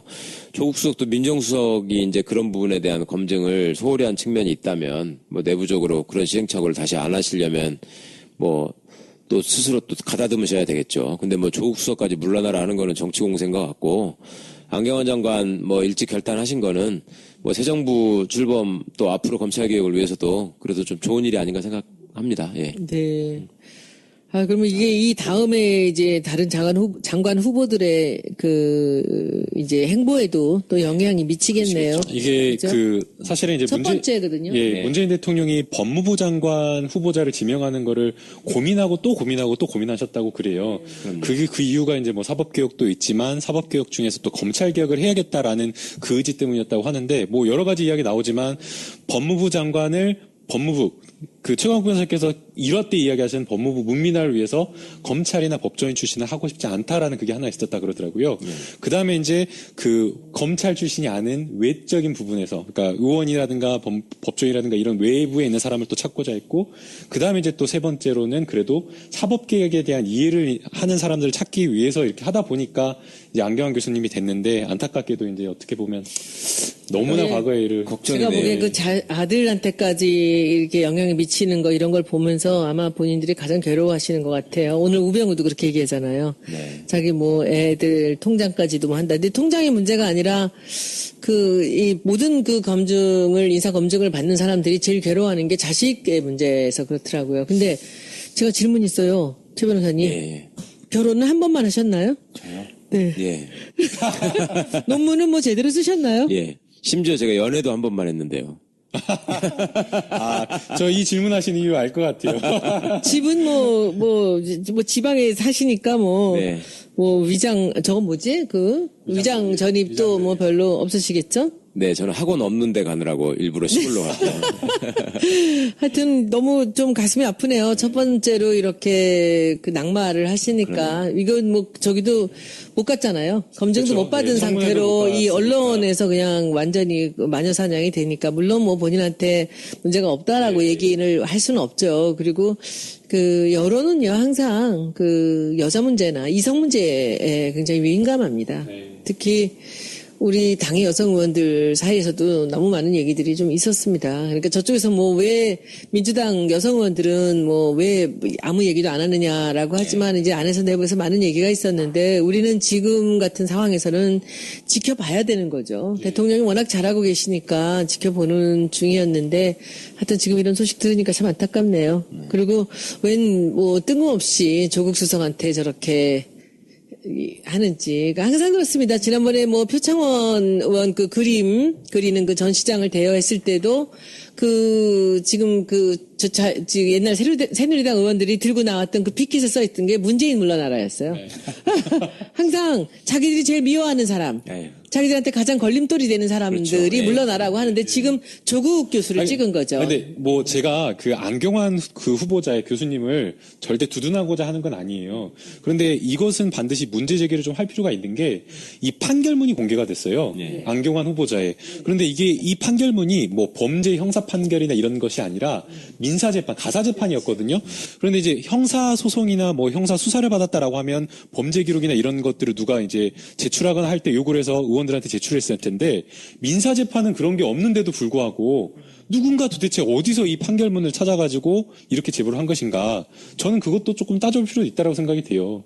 왜냐하면 안경환 그 후보가 돼서 가장 하려고 했던 게 결국에는 검찰 개혁이고 개혁을 하겠다라고 했는데 결국에는 이걸 막기 위해서 했거나 원했거나 아니면은 문재인 대통령, 문재인 정부가 이게 지금 출범하려고 하는 거를 뭔가 조금 또 방해하려고 하는 그런 의도가 내야 있는데 되니까. 그러니까 그런 게 아닌가라는 또 생각이 들어요. 그래서 조금 더더욱 안타깝습니다. 이 대목에서는 이제 우리 김 변호사님이 잘 모르셔서 그러는데 우리 정치권에 그 경험이 있으신 우리 그 김성희 보좌관 한번 얘기를 해보세요. 이 흠결이 없을 거다라고 생각했던 그런 후보들이란 이 세상에 없다면서요? 그렇죠. 한번 얘기를 잠깐 해보세요. 이 검증에서는 모른대요. 검증이라는 게 이제 뭐 예를 들어서 우리 요번에 안 후보님도 20몇 살 때 일이시니까 60년대 후반에 벌어진 일들을 40년 75년, 75년에 75년, 예. 벌어진 일을 들춰내는 건데 그 시기마다 도덕적인 기준과 윤리적 기준은 다 다르거든요. 저 학교 다닐 때만 해도 선생님이 애들 때리고 뭐 날아다니고 이거 되게 당연했고 맞는 거 당연하다고 생각했지만 예를 들어서 지금은 그런 교사가 교육부 장관 후보가 됐는데 내가 저 사람한테 고등학교 때 맞았다라는 피해자가 나타나는 거고 뭐 불가능한 일이 아닙니다. 그래서 시대마다 다른 기준이 있는데 이제 지금의 기준에 맞춰서 옛날 것을 다 들여다보려고 하면 안 되는 것도 많이 있고요. 그리고 그 연구 윤리도 마찬가지로 옛날엔 표절이 아닌 범위에 있던 것들이 지금에서 표절 범위인데 80년대 논문을 찾아내서 표절했다고 얘기하는 것도 마찬가지로 그 당시 기준을 어겼는지 안 어겼는지를 봐야지 그때 없던 기준을 지금 할 수는 없는 노릇인데 특히 이번에 문재인 정부 들어서 이 후보들은 나름 그런 검증의 절차를 거쳐서 통과를 했는데 예전의 것을 갖다 이제 견광부여로 끼워 맞추는 경우도 생겼고요. 그래서 제가 보기에는 검증이란 건 결국 어떻게 해도 나오기 마련이고 그나마 이번에는 또 거꾸로 얘기하면 야당도 검증을 할 줄 모르고 이 언론도 마찬가지로 원래 하고 있던 10년 동안 검증 호흡을 맞췄던 민주당이랑 할 수가 없으니까 자기들끼리 하면서 계속되는 오보 사고가 나지 않았었나 또 한편 또 그런 생각도 들기도 합니다. 다시 원래 진행을 돌아가서. 네. 자, 그래서 이제 고검 얘기를 했는데 그 기가 막힌 거는 저도 그걸 모르고 있었는데 어느 날 중앙지검 청사 뒤에 엄청나게 큰 건물이 하나 또 들어섰단 말이에요. 네. 그래서 아니 저 새 건물이 또 왜 생겼나 뭐 중앙지검 청사가 부족해서 새로 지었나 했더니 고검 청사라는 거예요. 그게. 또 새롭게. 서울고검 청사를. 그러니까 별 하는 일도 없는데 예, 사람들 월급 많이 받는 사람들을 잔뜩 갖다 놓고 자리만 늘어난 거 아닌가요? 예. 그리고 고검이 하다못해 지검에서 뭐 수사를 받다가 억울한 일이 있었던 사람이 있었다거나 아니면 고소인 조사가 제대로 안 돼가지고 그냥 무혐의난 사건 같은 경우에 당사자를 이제 오시라고 해가지고 다시 또 얘기를 들어주는 이런 일이라도 하면 모르겠어요. 절대 그것도 안 하거든. 그 지침으로는 그걸 하도록 돼 있어요. 대면 조사를 해라 고검도. 네. 근데 안 합니다. 안 하고 검사들 스스로도 고검 가면 그냥 노는 걸로 알고 있고. 응? 그러면서 수사 인력은 부족하다 그러고. 그러니까 이런 고검은 진작부터 폐지돼야 한다라고 하는 게 이제 우리 사법개혁 과제 중에 항상 있어 왔고요. 네. 지금 시청자분들께서도 잊지 말아 주시기 바랍니다. 그 고등검찰청은 별도로 있어야 될 이유가 없고 이건 없어져야 됩니다. 그리고 대검도 결국은 자리를 만들어주기 위해서 존재하고 그다음에 검사들의 수사에 일일이 지시를 하고 간섭하기 위해서 존재하는 것 외에는 그동안에 그다지 큰 일을 한 게 없습니다. 그러니까 이 부분에 대해서도 검찰개혁의 중요한 과제로 또 계속 다뤄줘야 될 부분이다. 그 말씀까지만 드리겠습니다. 우선. 네. 네. 지금 시간이 저희가 다 됐지만 그럼에도 벌써, 불구하고 딱 요거 하나는 그 중요한 질문이어서 그 최광욱 변호사님께 좀 드려야 될 것 같은데요. 이번에 이제 그 검찰에 대한 인사를 놓고 요렇게 또 비판을 하신 분들이 있어요. 네. 이게 결국에는 또 다른 그 청와대의 줄 세우기 아니냐. 그러니까 네. 결국에 청와대의 코드를 맞추기 위해서 또 인사를 한 것이 아니냐라는 그런 비판이 있는데 이 부분에 대해서 변호사님 확실하게 좀 말씀해 주실 것 같습니다. 지난번부터 계속 말씀드리지만 검찰은 막강한 권한을 독점하고 있기 때문에 민주적인 통제를 받아야 되는 굉장히 중요한 기관입니다. 그런데 지금까지 검찰이 민주적인 통제를 받기보다는 검찰의 이익과 권력의 이익이, 정권의 이익이 맞아떨어져 가지고 어떤 특정한 목표를 가지고 부당하게 사용되는 권력이었습니다, 이게. 그리고 그런 부당한 권력을 앞장서서 자기 몸으로 다 이거를 그 시행을 해내면서 출세욕에 불탔던 그런 검사들이 또 그 출세욕, 그 욕망보다 훨씬 더 많은 보상을 받았습니다. 그래서 검찰 조직을 완전히 망가뜨려 버렸던 것입니다. 그러니까 이번 인사의 특징은 과거 인사는 정권을 위해서 복무하고 정권을 위해서 헌신하고 정권의 비위를 맞추기 위해서 법과 정의와 인권과 원칙을 무시했던 사람들이 보훈을 받고 혜택을 받는 인사였었다면 이번 인사는 그런 검사들한테는 미래가 없다라는 것을 확실하게 보여주는 인사였다. 그러니까 검사들이 어떤 일을 해야지 좋은 자리에 가고 어떤 일을 해야지 승진할 수 있다라는 것을 보여주는 인사였다. 그 점은 왜 그러냐면 이 인사를 통해서 정권이 자기 사람을 심었다거나 정권이 의도하는 어떤 사건을 입맛에 맞게 하기 위해서 특정한 사람을 심기 위해서 인사를 했다거나 이런 흔적이 전혀 없거든요. 네. 그러니까 이거는 검찰이 제자리로 돌아가는 과정에서 한 번은 겪어야 될 일이고 있는 사람을 그대로 놔두고 검찰을 제자리로 돌려보낼 수는 없는 거 아니겠습니까? 네. 그런 차원에서 지금 검찰의 일종의 적폐를 걷어내는 차원에서 시작되는 인사라고 봐야 될 것 같고 반드시 시급한 위치에서 걷어내야 될 사람들이 있었다. 왜냐하면 이런 사람들이 그 막강한 권한을 가지고 수사를 지휘하는 위치에 있으면 또 무슨 일을 벌일지 몰랐기 때문에 그런 점은 국민이 뽑은 대통령의 입장에서 검찰에 대한 민주적인 통제를 확실하게 보여주는 의미가 있다라는 말씀을 드리고 싶고요. 이런 인사가 이제 법무부 장관과 검찰총장이 임명이 되면은 계속 이런 식으로 반복되지는 않는 것이죠. 그런데 지금은 정권 초기에 일단 비상 상황이니까 그런 차원에서 어쩔 수 없이 행한 측면이 있다라는 걸 하나 말씀을 드리고 싶고요. 그다음에 우리 안경환 후보자 교수님께서 처음에 이제 지명됐을 때 그리고 오늘 오전에 기자회견을 하면서 그런 얘기를 했거든요. 내가 법무부의 탈검찰화를 꼭 이루고 싶었다라는 말을 했었단 말입니다. 이거는 후보자가 바뀌시더라도 절대로 훼손돼서는 안 될 가치잖아요. 저희가 첫 시간에 법무부 장관이 누가 취임을 하시면 검사를 몇 명이나 쫓아내는지 한번 주의 깊게 보십시오. 이런 말씀을 드리면서 검찰의 식민지가 되어 있는 법무부 얘기를 말씀을 드렸는데 지금 검사는 어디에 있는가를 말씀드리면서 검사들이 검찰청에 있지 않고 왜 법무부에 가 있느냐 하는 말씀을 하나를 드렸던 거고요. 검사들이 수사를 해야 된다고 하면서 왜 수사를 안 하는데 그렇게 많이 가서 있느냐라는 말씀을 드렸고 또 하나는 검사가 청와대뿐만 아니라 대외기관 파견이 그렇게 많습니다. 네. 지금 지난 국회 때 박주민 의원이 일부러 또 금태섭 의원이랑 다 확인해가지고 조사를 했는데 67명이에요. 바깥에 나가 있는 대외기관에 파견 나가 있는 검사가. 근데 나가 있는 데가 무슨 지방자치단체도 있고요. 금융 관련 기관들도 있고요. 외교부 같은 데도 가 있고요. 감사원도 가 있고요. 외국 대사관 같은 데도 가 있고요. 엄청나게 많아요. 그러니까 맨날 일이 많아서 뭐 죽겠다 그러고 검사 늘려달라 그러고 뭐 수사 인력이 부족하고 뭐 수사비가 부족해서 그 특별활동비 썼다는 거잖아요. 특수활동비. 그래 놓고서 정작 그런 데다 다 나가 있고 그걸 또 받는 사람들은 왜 받겠어요. 뭔가 기대를 하고 그렇죠. 이야기를 들어보니까요.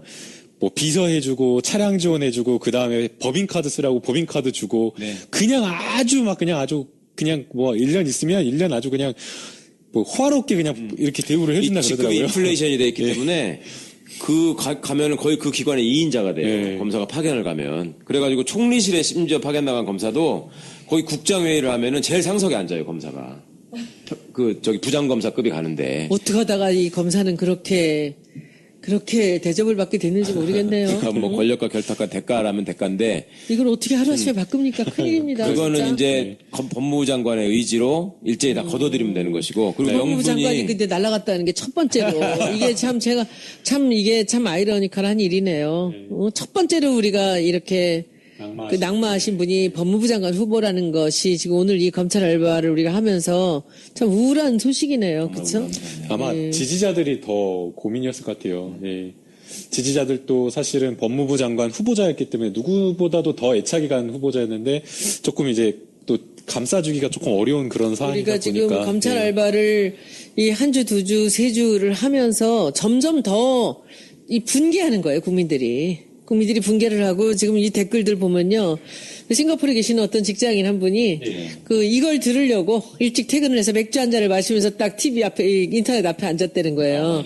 가장 행복한 시간이라고 이러지는 않는가. 어느 분은 또 불금을 포기하고 들어가서 이걸 듣는다고. 근데 이분들이 이걸 들으면서 모두가 다 더 열받고 있는 거죠. 그러니까요. 예. 그리고 방송 중에 정말 법무부 장관 후보가 낙마를 하고 네, 용 하나만 좀 보태서 말씀드리겠습니다. 그러니까 왜 이렇게 외부 파견이 많고 검찰은 자리도 많이 차지하고 네. 그다음에 예산도 왜 그렇게 눈먼 돈들이 많은가. 이게 검찰이 쓸데없이 막강한 힘을 갖고 있기 때문에 그렇습니다. 그러니까 네, 의원님들도 접해보셔서 아시겠지만 그 예산실 공무원들이 나름 되게 프라이드도 강하고 파워가 센 공무원들이잖아요. 다른 부처의 공무원들이 자기 예산 편성할 적에 예산실 가가지고 그 담당 과장 이런 사람한테 거의 빌잖아요. 차관들이 가서 비는 수준이거든. 그런데 검찰은 정보력이 있지. 수사권 갖고 있지. 그러니까 협박할 수 있는 거예요. 합법적으로. 가가지고 너네 내 말 안 들으면 안 좋아. 쉽게 말해서 그런 말을 하지 않아도 알아서 쪼는 거야. 그래서 알아서 자리 늘려주고 알아서 예산 배정해주고 그리고 자기 기관에 검사가 파견 나오는 걸 불쾌하게 생각하는 게 아니라 좋아해요. 환영하는. 여기다가 인맥이 하나 형성되는 네, 거지. 이 통로를 만들어갖고 우리 사건 좀 어떻게 봐주게 만들고 수사 못하게 하고 이런 용도로. 그러니까 겉으로 내세우는 거는 법률 전문가가 우리 분야에 필요해서 그렇다. 아니 널린 게 변호사인데. 아니 그 기관에 사내 변호사 다 있을 텐데. 그럼요. 그럼에도 불구하고 그런 일들을 계속 반복해 왔다라는 점.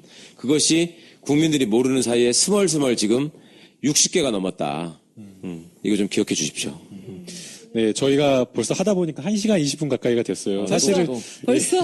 근데 사실은 이제 저희가 더 하고 싶은 얘기가 많았는데 이제 진짜 본격적으로 들어가는데 이게 좀 마무리를 또 해야 될 것 같아서요. 오늘 못다 하신 그 검사의 파견 문제 그 부분은 다음 4화에서 처음 도입 부분부터 심도 높게 조금 최광욱 변호사님 이야기 좀 들어보도록 하겠습니다. 네. 오늘 숙제라든지 다음 숙제 하나 뭐 있나요? 다음 교수님이라 해야 될 것 같아요. 네. 예, 그 검사들이 어디 나가서 무슨 일을 하는지 한번 확인해 보셨으면 좋겠고요. 그리고 다음 시간에는 우리나라는 어디든지 가면은 검찰청하고 법원이 같이 있습니다. 한 군데 같이 있는데 그게 다른 나라도 그런지 왜 우리나라는 검찰청하고 법원이 그렇게 같이 다니는 것인지 그다음에 그 같이 있는 데서 생기는 어떤 문제가 있는지 이런 문제로 좀 시작해 보겠습니다. 예. 네, 여러분 숙제 적으셨죠? 네. 네. 그런 거, 예, 마무리하시고. 네, 의원님. 그거조차도 우리는 너무 당연하게 생각했거든요. 판사와 검사는 항상 붙어 다니는 거라고 생각을 했기 때문에 검찰과 법원은 같이 있어야지 맞는 거라고 생각했는데 그것도 또 아니군요. 네. 다음 주에 한번 우리 또 다시 이제 새로운 것에 대해서 알게 될 것 같고요. 오늘 제목이 검사는 어디에 있는가였습니다. 근데 과연 저는 또 다른 이런 질문 한번 해보고 싶습니다. 검사의 적의는 어디에 있는가? 그리고 검사에게 명예가 있기는 한 것인가? 라는 이런 질문을 해보고 싶고요. 좀 법무부 장관 후보가 낙마한 저녁에 좀 우울합니다. 그러나 다시 또 좋은 분이 후보로 올라와서 이 검찰 개혁이 그 대통령이 뜻하는 바대로 제대로 됐으면 좋겠고요. 국민 여러분들이 절대로 긴장을 잃지 마시고 그리고 우리가 이 대통령을 지키고 이 나라를 새로 만들어 온 사람이기 때문에 우리가 판을 짠 사람이 우리 국민입니다. 절대 긴장을 놓지 마시고 우리가 지켜보면서 이 좋은 나라 만들도록 해가야 되겠습니다. 한마디씩 하시고 이제 끝내죠. 저는 끝입니다. 네, 저는 꼭 이 말씀을 드리고 싶습니다. 검찰 개혁, 사법 개혁 이야기를 하는데, 법무부 장관, 좋은 법무부 장관, 조국 민정수석 다 좋은 사람이지만 그분들이 하는 게 아니고 결국에는 지금 이거 시청하고 있는 국민들이 하는 거라고 생각이 됩니다. 국민들이 지지가 없다라고 한다면 검찰 개혁 불가능하다라고 생각이 되기 때문에 검찰 알바 함께 해주신 국민들 여러분들께서 사법 개혁을 조금 지지해 주시고 또 이제 법무부 장관 후보자가 누가 될지 모르지만 물론 이제 비판도 중요하지만 비판과 함께 또 지지도 함께 해주셨으면 좋겠다라는 생각이 듭니다. 네. 예, 시간이 많이 갔는데 또 제가 두서없이 너무 얘기를 많이 드렸는지 모르겠습니다. 어쨌거나 계속 말씀드리지만 검찰의 주인은 분명히 국민이다라는 점 잊지 말으셨으면 좋겠고요. 제가 오늘 또 이 방송이 조금 늦었는데 경찰개혁위원회 위원으로 참여를 하게 됐습니다. 그러니까 경찰개혁의 문제도 역시 검찰개혁과 관련해서 또 공통되는 주제들이 있고 하기 때문에 그런 부분들도 기회가 되는 대로 말씀을 드릴 것이고요. 이게 권력기관을 제자리에 놓는 것, 이것이 진정한 민주정부가 국민을 섬기는 정부로 태어나는 길이다. 이걸 꼭 잊지 말아 주셨으면 좋겠습니다. 네, 여러분들 이 세 번째 이야기를 마치면서 다음 주는 시간이 조금 변경이 있습니다. 21일 수요일 오후 3시 30분에 그 언저리에 저희가 방송을 시작하게 됩니다. 그때도 또 다시 뵙고 네 번째 이야기를 이제 이어가려고 합니다. 아마 그 다음 주부터는 최 변호사님께서 이제 휴가가 있으시고요. 저도 이제 그 다음 주에는 또 여행이 하나 있고 그래서 아마도 좀 우리가 가능할 때 시간을 만들어서 이제 일주일에 한 번꼴로는 꼭 채워가면서 하겠습니다. 이제 10번을 꼭 맞출 겁니다. 그래서 10번의 제목을 맞춰서 변호사님도 맞춰주시고. 변호사님 잡히시고 계십니다. 아, 그렇습니까? 네네. 여러분들, 방송을 마치겠습니다. 네, 감사합니다. 다 발령을 냈단 말이에요. 숫자가 몇 명 안 되니까. 그러니까 그럴 때는 국가가 돈을 들여서 이거를 한다는 게 명분이 있었어요. 월급을 줘가지고 교육을 시킨다는 게. 그런데 그다음부터 점점 합격자 숫자가 늘어나면서부터는 변호사 되는 사람들이 대부분이잖아요. 네. 그렇다 보니, 아니, 변호사는 나가서 그냥 자기 사업하는 건데 어떻게 보면 왜 그거를 국민 세금으로 봉급을 줘가지고 하느냐 이런 모순이 하나가 있었고 국민적인 입장에서 이게 폐해는 뭐냐면 이 사람들이 이제 사법연수원 동기라는 한 틀로 엮이는 겁니다. 그러니까 기수문화. 네 이번에도 이제 검찰 인사가 날 때마다 몇 기가 몇 기를 가가지고 기수가 파괴됐다 몇 기 밑에 몇 기가 있다 이런 얘기들을 하게 되는 것인데 그 기수문화라는 게 생각보다 굉장히 폐해가 심각했었습니다. 그건 왜 그러냐면 우리나라처럼 연고 따지고 이러는 데에서 이 사법 관련 직렬들은 개개인의 독립성이나 이런 것들이 굉장히 중요하잖아요. 네. 그것이 또 공정성의 핵심이기도 하고. 네.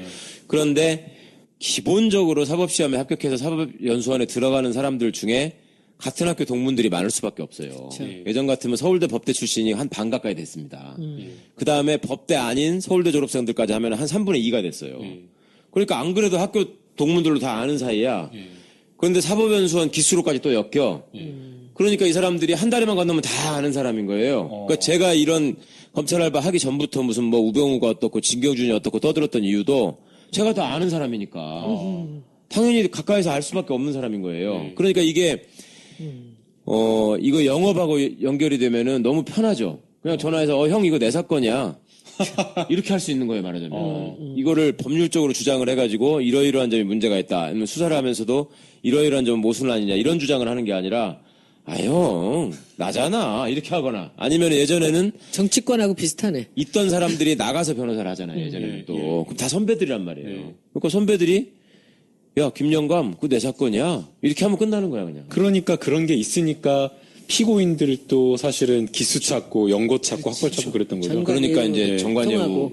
정관예우라는 게 없어질 수가 없는 것이고, 그게 굉장히 뿌리가 근데 깊은 한편으로 보면 아까 설명에 쭉 말씀하셨지만은 이 같이 사법고시를 보고 네. 그리고 같이 연수원을 마친 판사와 검사이기 때문에 네.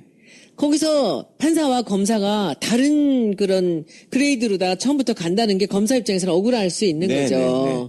그러니까 같이 했으니까 같이 가자라고 해서 이 입법과 이 사법이 아니 행정과 사법이 같이 간 거죠 지금 사법부가. 아니, 이게 아이러니하게 판사가 먼저 높아져 있는 걸 검사한테 맞춘 게 아니라, 네. 아까 말씀드린 것처럼 검찰이 군대하고 같이 이걸 높여줘야 되니까 해놓을까. 검사를 높여놓고 판사를 맞췄다니까요. 그러니까요. 그러니까 그렇게 안 하고 그냥 5급이라고 하면 되는 거예요, 그냥. 고시 합격한 사람들 다 똑같이 그런데 5급이다. 그 변호사님 우리가 네. 지금 그 노무현 대통령 시절부터도 이 검찰 개혁에 대한 얘기가 많았잖아요. 네. 그리고 지금도 이제 조국 수석이 들어가서 검찰 개혁을 한다라고 하지만 이렇게 뼛속같이 이렇게 근본적인 문제가 개혁이 되겠습니까? 어떻게 보세요? 이제 그게 문제죠. 저는 그러니까 이거 되겠습니까, 네. 진짜? 한순간에 이게 없어질 문제가 그렇지요. 아니고 사실은 이런 시험 자체를 인식들을 바꿔야 되는 거 아니에요? 그래서 이제 사법시험 제도를 폐지하고 로스쿨을 만들고 참여정부 때 이제 사법개혁의 일환으로 그런 제도를 만든 겁니다. 그러니까 우리 국민 일반에서 쉽게 이제 어떻게 보면 감성적으로 호소되는 부분이 사법고시가 있어야지 미꾸라지가 용되는 거 아니냐. 그게 그런 소리고. 왜 노무현 대통령 같은 분이 나올 수 있는 통로를 막느냐. 로스쿨은 돈 많은 애들만 다니는 거 아니냐. 이런 주장들이 있고 상당 부분 호소력 있게 먹히고 있는데 사실은 그 제도의 근본을 따져보면 우리 사법이 가지고 있는 문제점들이 거기서 비롯됐다라는 점을 함께 포함해서 얘기를 해야지 공평한 것 같고요. 그 다음에 지금 현재의 고시 제도라고 사법시험 제도라고 하는 것이 저 때만 해도 그러지 않았는데 제가 한 10년 지나고 난 다음에 정말 놀랐던 것이 우리나라가 학원 다니고 과외 보내고 이런 시스템들이 정말 막강한 나라잖아요. 그렇다 보니까 정말 재밌는 일이 저희 때만 해도 고시 공부할 적에 고시 학원에 가서 강의 듣는 사람이 이렇게 많지 않았어요. 그런데 그 다음부터는 그게 거의 일반화가 되더니 그 다음에는 고시원에 종합반이 생겼어요. 종합반. 사법시험 대비 종합반이 생기더니 더 기가 막힌 건 사법연수원 성적이 이제 임관하는데 중요하니까 사법연수원 들어가기 전에 사법연수원 예비반이 생겨가지고 또 있다, 그것도 있다며. 사법시험을 합격하고 또 학원을 다녀. 문재인 대통령마저 이룰 수는 없습니다. 오늘 제목은 검사는 어디에 있는가? 검사의 위치와 이들이 좌천이 되고 뭐 이들이 사표를 냈다. 뭐 그게 어디 있었다가 어디로 좌천이 됐는가? 네. 그 사표를 냈다는 것은 무슨 의미인가? 검사는 도대체 어디서 살고 있었는가? 그들의 위치는 우리가 왜 그동안 알 수 없었던 위치인가? 이런 얘기들인 것 같습니다. 이제 거기에 대해서 우리 조금 간단한 제목 설명 좀 해주신 다음에 이제 그다음에 그 전에 들어가기 전에요. 의원님 혹시 숙제하셨어요? 제가 숙제가 아니라 김 변호사님 숙제지. 제가 숙제한 건가요? 여러분들 네네. 그 혹시 숙제하셨나요? 최강욱 변호사님이 한번 찾아보라고 하셨는데 네. 그 뭘 찾아보라 하시는지 기억나시죠? 대한민국 검사 선서. 제가 한번 직접 이거 찾아봤는데요. 이 검사 선서에 관한 규정, 대통령령이 있더라고요. 그래가지고 이게 어떻게 되어 있는가 봤더니 이게 두 부를 작성하게 되어 있는데 단순하게 그냥 선서만 하는 게 아니라 서명까지 하고 네. 하나는 검사가 보관을 하게끔 되어 있고 하나는 검사 인사 규정 파일에 첨부를 해가지고 계속 따라다닌다고 그럼 그러더라고요. 모든 검사가 다 이 선서를 해서 그렇게 두 부씩 하는 거예요? 이명박 때부터. 똑같은 내용으로? 네. 그래가지고 제가 한번 이거를 지금 읽어드리려고 하는데요. 제가 한번 읽어보겠습니다. 길지 않은데 천천히 네, 굉장한 내용이 있다고 그러던데요. 네, 한번 읽어보겠습니다. 대한민국 검사 선서. 나는 이 순간 국가와 국민의 부름을 받고 영광스러운 대한민국 검사의 직에 나섭니다. 공익의 대표자로서 정의의 인권을 바로 세우고 범죄로부터 내 이웃과 공동체를 지키라는 막중한 사명을 부여받은 것입니다. 나는 불의의 어둠을 걷어내는 용기 있는 검사, 힘없고 소외된 사람들을 돌보는 따뜻한 검사, 오로지 진실만을 따라가는 공평한 검사, 스스로에게 더 엄격한 바른 검사로서 처음부터 끝까지 혼신의 힘을 다해 국민을 섬기고 국가에 봉사할 것을 나의 명예를 걸고 굳게 다짐합니다. 네, 이게 검사 선서입니다. 어떠세요? 들어보시면. 이게 나의 명예를 걸고 굳게 다짐한다고 하면서 저런 얘기들을 하는데 제가 지난 시간에 말씀드린 것처럼 세상에 좋은 말은 다 들어있습니다, 진짜로. 그리고 이대로만 되면은 정말 우리나라의 검사가 꼭 필요한 존재고 검찰개혁이건 뭐건 할 필요가 없습니다. 열심히 하면 되니까. 근데 지금까지 한 걸 보면은 불의의 어둠을 걷어내는 용기 있는 검사. 이런 사람들이 자기들이 생각해도 별로 없었던 것 같아요. 그게 어떤 게에서 드러나냐면요. 그 어떤 조직이든지 그 조직의 표상으로 이렇게 내세우는 분들이 있습니다. 우리가 독립운동의 상징으로 예를 들면 유관순 열사, 또 뭐 안중근 의사 이런 분들을 얘기하듯이 조직도 그 조직에 귀감이 되고 그 조직에서 자라는 사람들이 본받고 싶어하는 사람들이 있는데 법원은 그런 분들이 좀 있어요. 법원은 김병로 대법원장을 대표적으로 많이 얘기하고요. 그다음에 사도법관 김홍섭이라는 분이 있습니다. 사형수를 위해서 늘 기도하고 그분들을 지원하는 활동을 했던 그런 분이 계시고 그 법조 삼성이라고 해가지고 또 그 전라도에 가면은 전북 출신으로 법조계에서 그 아주 그 훌륭한 일을 하신 분들이 3분이 있다 해가지고 그 중에 한 분이 최대교라는 분이 있는데 이분이 검사 출신입니다. 그런데 예전에 그 이분이 어떻게 해서 그렇게 그 삼성에 포함되게 됐냐면 그렇게까지 성스러운 일까지 하신 건 아닌데 이승만 대통령 시절에 이명신이라는 분이 있어요. 중앙대 설립하신 분. 네. 이명신 선생이 여자분인데 이승만 대통령이 되게 이뻐했다 그러잖아요. 그분을 뭐 수양딸이었다는 설도 있고 애인이었다는 설도 있고 여러 가지 설이 많았는데 함부로 하시면 안 됩니다. 설이니까요. 그런데 그 이명신 씨가 상공부 장관으로 당시에 재직을 하고 계셨는데 무슨 비리가 있어가지고 감사원 감사에 다 걸린 겁니다. 그래서 감사원에서 고발을 했어요, 검찰에다가.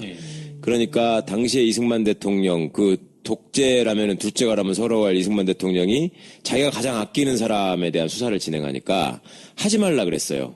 그때 서울지검장이었어요. 근데 최덕유 씨가 기어이 그 말을 안 듣고 기소를 했습니다. 기소를 해가지고 결국 잘렸거든요, 검찰에서. 아, 그때도. 네. 그리고 나중에 이제 그 4.19 혁명이 있고 나서 다시 이분이 검찰에 복귀를 합니다. 복귀를 해서 부정선거 책임자 이런 사람들을 이제 다 기소하죠. 예. 그런 일들을 했고요. 그래서 검찰에서 유일하게 그나마 내세울 수 있는 분이 이분이라고 하면서 진짜 불가능한 일이거든요. 네. 그리고 전체에서 뭘 하나 줄이지 않으면 또 안 생기게 돼 있어요. 그런 것인데 검사는 그러면 차관급을 어떻게 그렇게 수십 개를 확보하고 늘렸느냐. 첫 번째는 박철원 씨가 군사독재 시절에 전두환한테 육법당을 유지해서 우리가 나라를 지키려면 군인과 검사의 직급을 높여야 됩니다. 해가지고 그때 2칸을 올렸다고 말씀을 드렸죠. 그래서 군인들이 택도 없이 지금 중령이 일반적으로 공무원들 일하는 걸로 치면은 중령을 사무관급으로 쳐야 되는데 대위가 사무급. 대위가 사무관급이죠. 그래서 제가 군대에 갔는데 훈련소에서 대위가 중대장인데 이건 사무관이 표창하는 거다라고 하면서 주시더라고요. 그렇다니까. 근데 나이가 28 이러시더라고요. 그래서 실제로 예전에 그 육군사관학교를 나와서 대위까지 단 사람들을 그대로 행정공무원으로 그 중간에 전역을 하면 10년 하고 나오면 행정공무원으로 임용을 하면서 사무관을 시켰다고요. 그래서 그거를 6477학번들, 그러니까 저 박지만 씨 동기들까지 그게 있었는데요. 그거를 유신사무관이라고 공직사회에서는 통상 불렀습니다. 그 유신사무관들이 지금도 일부 남아있어요. 거의 다 이제 다 하고 나가셨는데 차관부 이런 것까지 다 하고 나가셨는데 어쨌거나 하여튼 그렇게 지금 맞춰가지고 다 군인하고 검사의 직급을 높여놓고 또 그걸 두 축으로 해서 그 정통성이 없는 권력을 지탱하는 힘으로 삼았다. 그 말씀을 드렸었고요. 그 다음에 그렇게 또 하는 논리가 일부 타당하다고 사람들이 받아들였던 게 아예 똑같이 사법고시 된 사람들 아니냐. 그러면 거기도 그렇게 하고 판사하고 검사를 똑같이 맞춰줘야 될 거 아니냐. 이런 구애 논리가 또 판사랑 있었고. 검사가 맞아야 돼요? 그러니까요. 그러니까 이게 또 재밌는 게 외국 연수를 가잖아요. 이제 보내주잖아요. 조금 있으면. 그러면 특히 미국을 가잖아요. 미국은 판사하고 검사가 정말 많이 차이 나거든요. 아, 그래요? 판사는 종신직이고 기본적으로. 그 다음에 40이 넘어야지만 아주 훌륭한 경력을 쌓은 사람 중에서 임명을 하고요. 그리고 판사는 다 단독 판사로서 자기 법정을 가지고 있는 정말 독립된 법원의 역할을 하고 있고, 검사는 우리나라 검사가 세계에서 제일 막강하다고 말씀을 드렸고, 영어로 검사가 프라시큐터잖아요. 프라시큐트가 기소한다는 뜻이고 동사고, 기소를 하는 사람, 재판하는 사람, 이게 프라시큐터거든요.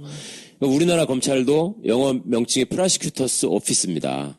그러니까 프라시큐터라는 이름 자체로도 애초에 검사는 수사를 하면 안 되는 거예요. 근데 우리나라 검사는 그런 수사권을 막강하게 기형적으로 갖고 있다 보니 미국에 유학을 가면 집을 얻고 뭐 이럴 때 한국에서 왔다, 연수 받으러 왔다, 여기 비지팅 스칼라다 이러면은 너 뭐 하던 사람이냐? 그럼 판사라 그러면 거기 동네 사람들이 막 그러냐? 예. 너처럼 젊은 애가 어떻게 벌써 판사가 됐냐? 이렇게 하면서 되게 잘해주는데 검사라 그러면 그래? 이렇게 하는 거예요. 그래서 검사들이 또 큰 불만이야. 그러면 그 변호사님, 네.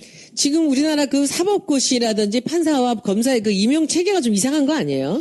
그렇죠. 그동안에 그러니까, 엊그제 우리 공 선생님께서 또 사법개혁 얘기하시면서 그 사법 관료가 돼 있다라는 말씀 아주 적절하게 해주셨는데, 과거에 우리나라 법조인 배출 시스템이 정확히 관료를 교육시켜서 배출시키는 시스템이었습니다. 그러니까 사법시험이라는 걸 과거제도로 놔두고 예전에 과거제도라고 하는 것이 왕이 쓸 관리들을 선발하는 시험이었잖아요. 그래서 그 과거제도를 그대로 놔두고 그 사람들을 뽑은 다음에 이 사람들을 다 판사, 검사로 임용을 해가지고 공직에서 일을 하게 한 겁니다. 근데 그 전에 그 실무 공부를 시키기 위해서 사법연수원이라는 제도를 운용했고요. 그러니까 법조인들의 경력을 보시면 뭐 옛날 사법고시 뭐 몇 회, 변호사 시험 몇 회, 뭐 또 사법 시험 몇 회 이런 기수들이 다 있고 고등고시 사법과 몇 회 이런 기수들이 있는 반면에 또 사법연수원 몇 회 이런 게 있습니다. 사법연수원이 생기기 전에는 사법대학원이라 그래가지고 옛날 분들은 서울대학교 법과대학에 부설된 사법대학원을 다녔거든요. 그러니까 아이러니가 뭐였냐면 예전에도 노무현 대통령처럼 대학을 안 다니시고 시험 붙은 분들이 간간히 계셨거든요. 그런 분들은 대학을 안 다녔는데 대학원을 졸업한 거야 또.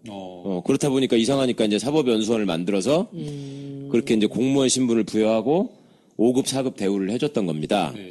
그런데 처음에는 몇 명 안 뽑으니까 전원이 다 대개는 아주 뭐 예전에 그 연수원을 다니면서 뭐 데모를 한다거나 이런 일만 있지 않으면 대부분 판사 검사로 있었는데 정작 지금 검찰에서 또 검찰 역사관 이런 데 가보면은 법원이 2명 있으니까 우리도 1명만 있으면 안 된다라고 생각했는데 한 분을 더 넣었어요. 그분이 누군지 아세요? 김기춘? 이준 열사. 아, 진짜? 헤이그 망국. 아, 그분이 검사셨어요? 그러니까 황당하시지 않아요? 네. 아니 이준 열사가 계실 때는 대한민국이 아니었잖아 그때는. 응?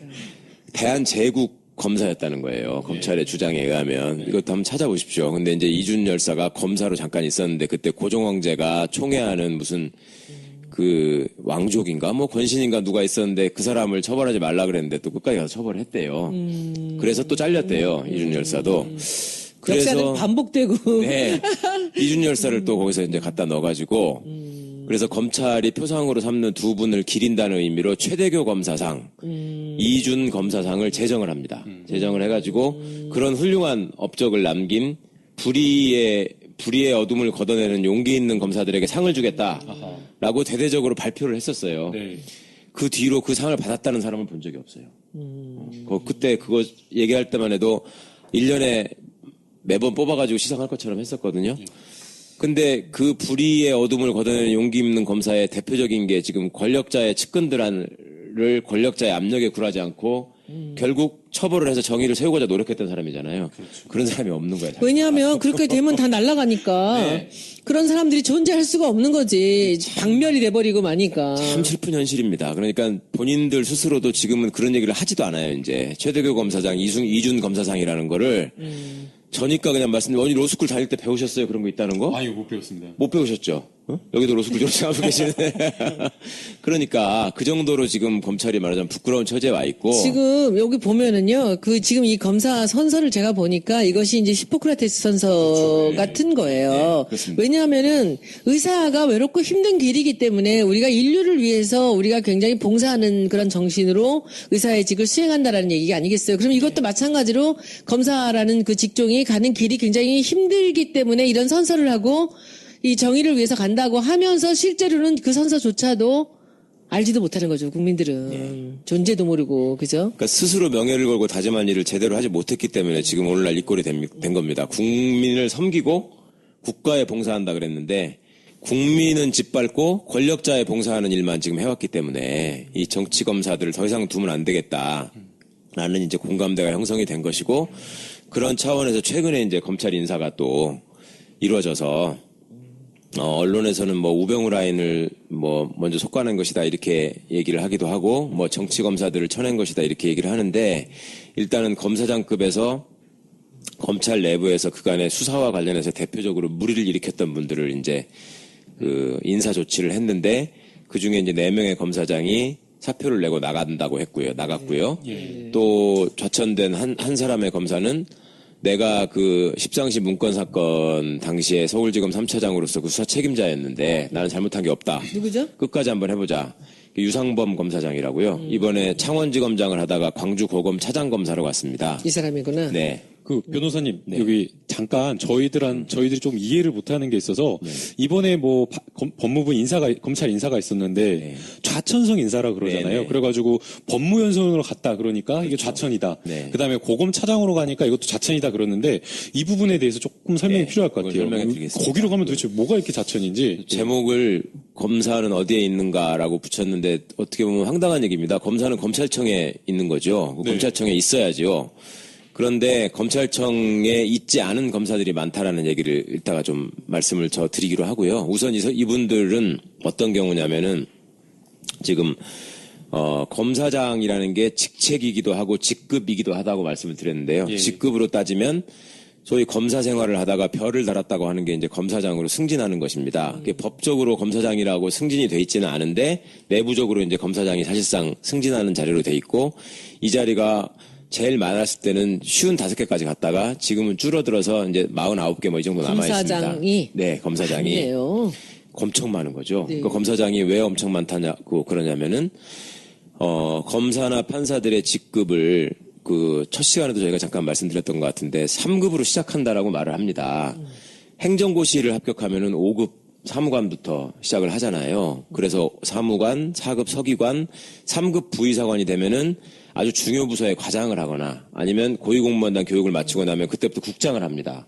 그러려면 행정고시 합격한 사람들도 공무원 생활 한 20년 해야지 3급이 되거든요. 그런데 검사는 시작부터 3급이다. 이렇게 돼 있다고 말씀을 드렸습니다. 좀 부당한 것 같아요. 네. 이게 이유가 이제 첫째는 사법연수원이 있었던 시절에 이제는 없어지고 있습니다만은 사법연수원 1년차가 5급 사무관 대우를 받고요. 2년차 때 4급 서기관 대우를 받습니다. 그리고 임관을 하면 3급이다 이제 이렇게 얘기를 하는데 공무원 3급에 비하면은 봉급은 당연히 그렇게 많은 건 아니고요. 그다음에 따라 붙는 어떤 예우나 이런 것들도 그렇게 많은 건 아닌데 어쨌거나 기본급이 비슷하고요. 그다음에 평검사가 3급이라고 하다 보니 부장검사는 또 1급으로 치는 겁니다. 부장검사를 1급으로 하고 검사장이 되면 차관급이 되는데 그 차관급이 된다라는 건 외견상 드러나는 거는 기사 딸린 관용차가 지급이 됩니다. 그래서 이제 그 관용차로 출퇴근을 하는 사람이 그건 되는 몇 것인데 명이에요? 그게 50몇 명이 됩니다. 차관급 네. 말도 못. 그러니까 세상에 다른 부서에 말이 안 나오네. 네. 그러니까 문화재청 같은 데가 되게 중요한 청장이 차관급이에요. 딱 한 명 있단 말이에요. 예. 딱 한 명. 국세청이 굉장한 엄청난 권력기관이라고 자리죠. 생각하고 네. 있죠. 예. 거기도 한 거기도 명이고. 딱 한 명입니다. 차관급. 차관급이. 네. 세상에. 근데 검찰은 검찰청인데도 불구하고 청장은 장관급이고 그 밑에 대검 차장부터 시작해서 각급 고검장, 각급 지검장들이 전부 다 검사장이고 속 좋은 자리는 다 차지하고 있었군요. 네. 어디에 있나 심지어 했더니. 고검의 차장들도 검사장이고 그것도 차관급이고요. 세상에. 고검의 일부 부장도 차관급이고요. 세상에. 그다음에 그 경찰 같으면 예를 들어서 경찰은 그 큰 무궁화 2개가 이제 치안감인데 지방 경찰청장을 하려면 큰 무궁화가 2개가 돼야 되는데 제주 같은 데는 작다 그래서 하나만 달 사람을 시키거든요. 경무관. 네. 네. 근데 검찰은 어디가 됐든 무조건 다 검사장입니다. 왜 이렇게 많은 이유가 일개 외청에 무슨 차관급이 50명이 넘느냐. 또 안타깝게도 우리가 참여정부 때 그 숫자를 제일 많이 늘려줬습니다. 또. 그러니까 이거는 참 아이러니인데 그렇게 하는 이유가 뭐냐면 이게 이제 관료사법하고도 직결이 되는 문제라서 말씀을 드립니다. 법원 소속의 판사들은 사법부를 구성하는 구성원들이잖아요. 예. 그리고 검사들은 첫 시간도 말씀드렸지만 행정부 소속의 공무원들이란 말입니다. 그러니까 애초에 구성되어 있는 조직 자체가 달라요. 그래서 입법부를 구성하는 국회의원분들은 국회의원 300명이 되지만 국민들에 의해서 다 선출됐기 때문에 다 장관급 예우를 받습니다. 그런데 행정부로 가면은 장관들이 있고 장관이라는 이름이 붙어 있지 않지만 장관급 예우를 받는 분들이 또 많이 있습니다. 그 장관급들이 이제 각 무슨 공정거래위원회 위원장 같은 분들도 있고 그다음에 뭐 어디 감사원 사무총장 같은 감사위원 같은 분들도 있고 뭐 그런 자리들이 있는데 지금 검찰청은 법무부 장관 밑에 있는 외청임에도 불구하고 그 외청 안에 있는 사람들이 다 차관급이다. 50명이 넘는다. 이것을 어떤 논리로 관철을 시켰냐면 우리가 똑같이 고시에 합격해서 사법연수원을 다니고 검사 판사로 임관을 합니다. 그런데 판사로 가는 사람들은 거기서 이제 거기도 소위 기사가 지급된 관용차가 나오는 직급, 이 고등법원 부장판사부터거든요. 그 고등법원 부장판사가 그 100명이 넘는다. 뭐 다 사법부는 당연히 사법부니까 입법부, 행정부, 사법부, 사법부니까 그만큼의 숫자가 있을 수 있는 거예요. 어떻게 보면 차관급에 네, 그럼 정부의 차관급이 얼마나 많은데. 그러니까 사법부에 그 정도가 있을 수 있는 것인데 행정은 그 많은 행정부 중에 네, 또 검찰 일개 하나가 검찰이 검찰 하나가 맞춰달라고 하는 거예요. 맞춰달라. 우리 사법부랑 맞춰달라. 그걸 또 그대로 또 받아들였어요. 그게 얼마나 부당한 일이냐면 세상에. 지금 일반 부처에서 그 일이 많아가지고 차관이 하나 더 필요한 부처들이 많이 있습니다. 그리고 국장급 하나를 늘리려면은요 못해. 행안부를 찾아가가지고 진짜 온갖 저기를 다 어려워요. 해야 그 되거든요. 네. 불가능합니다.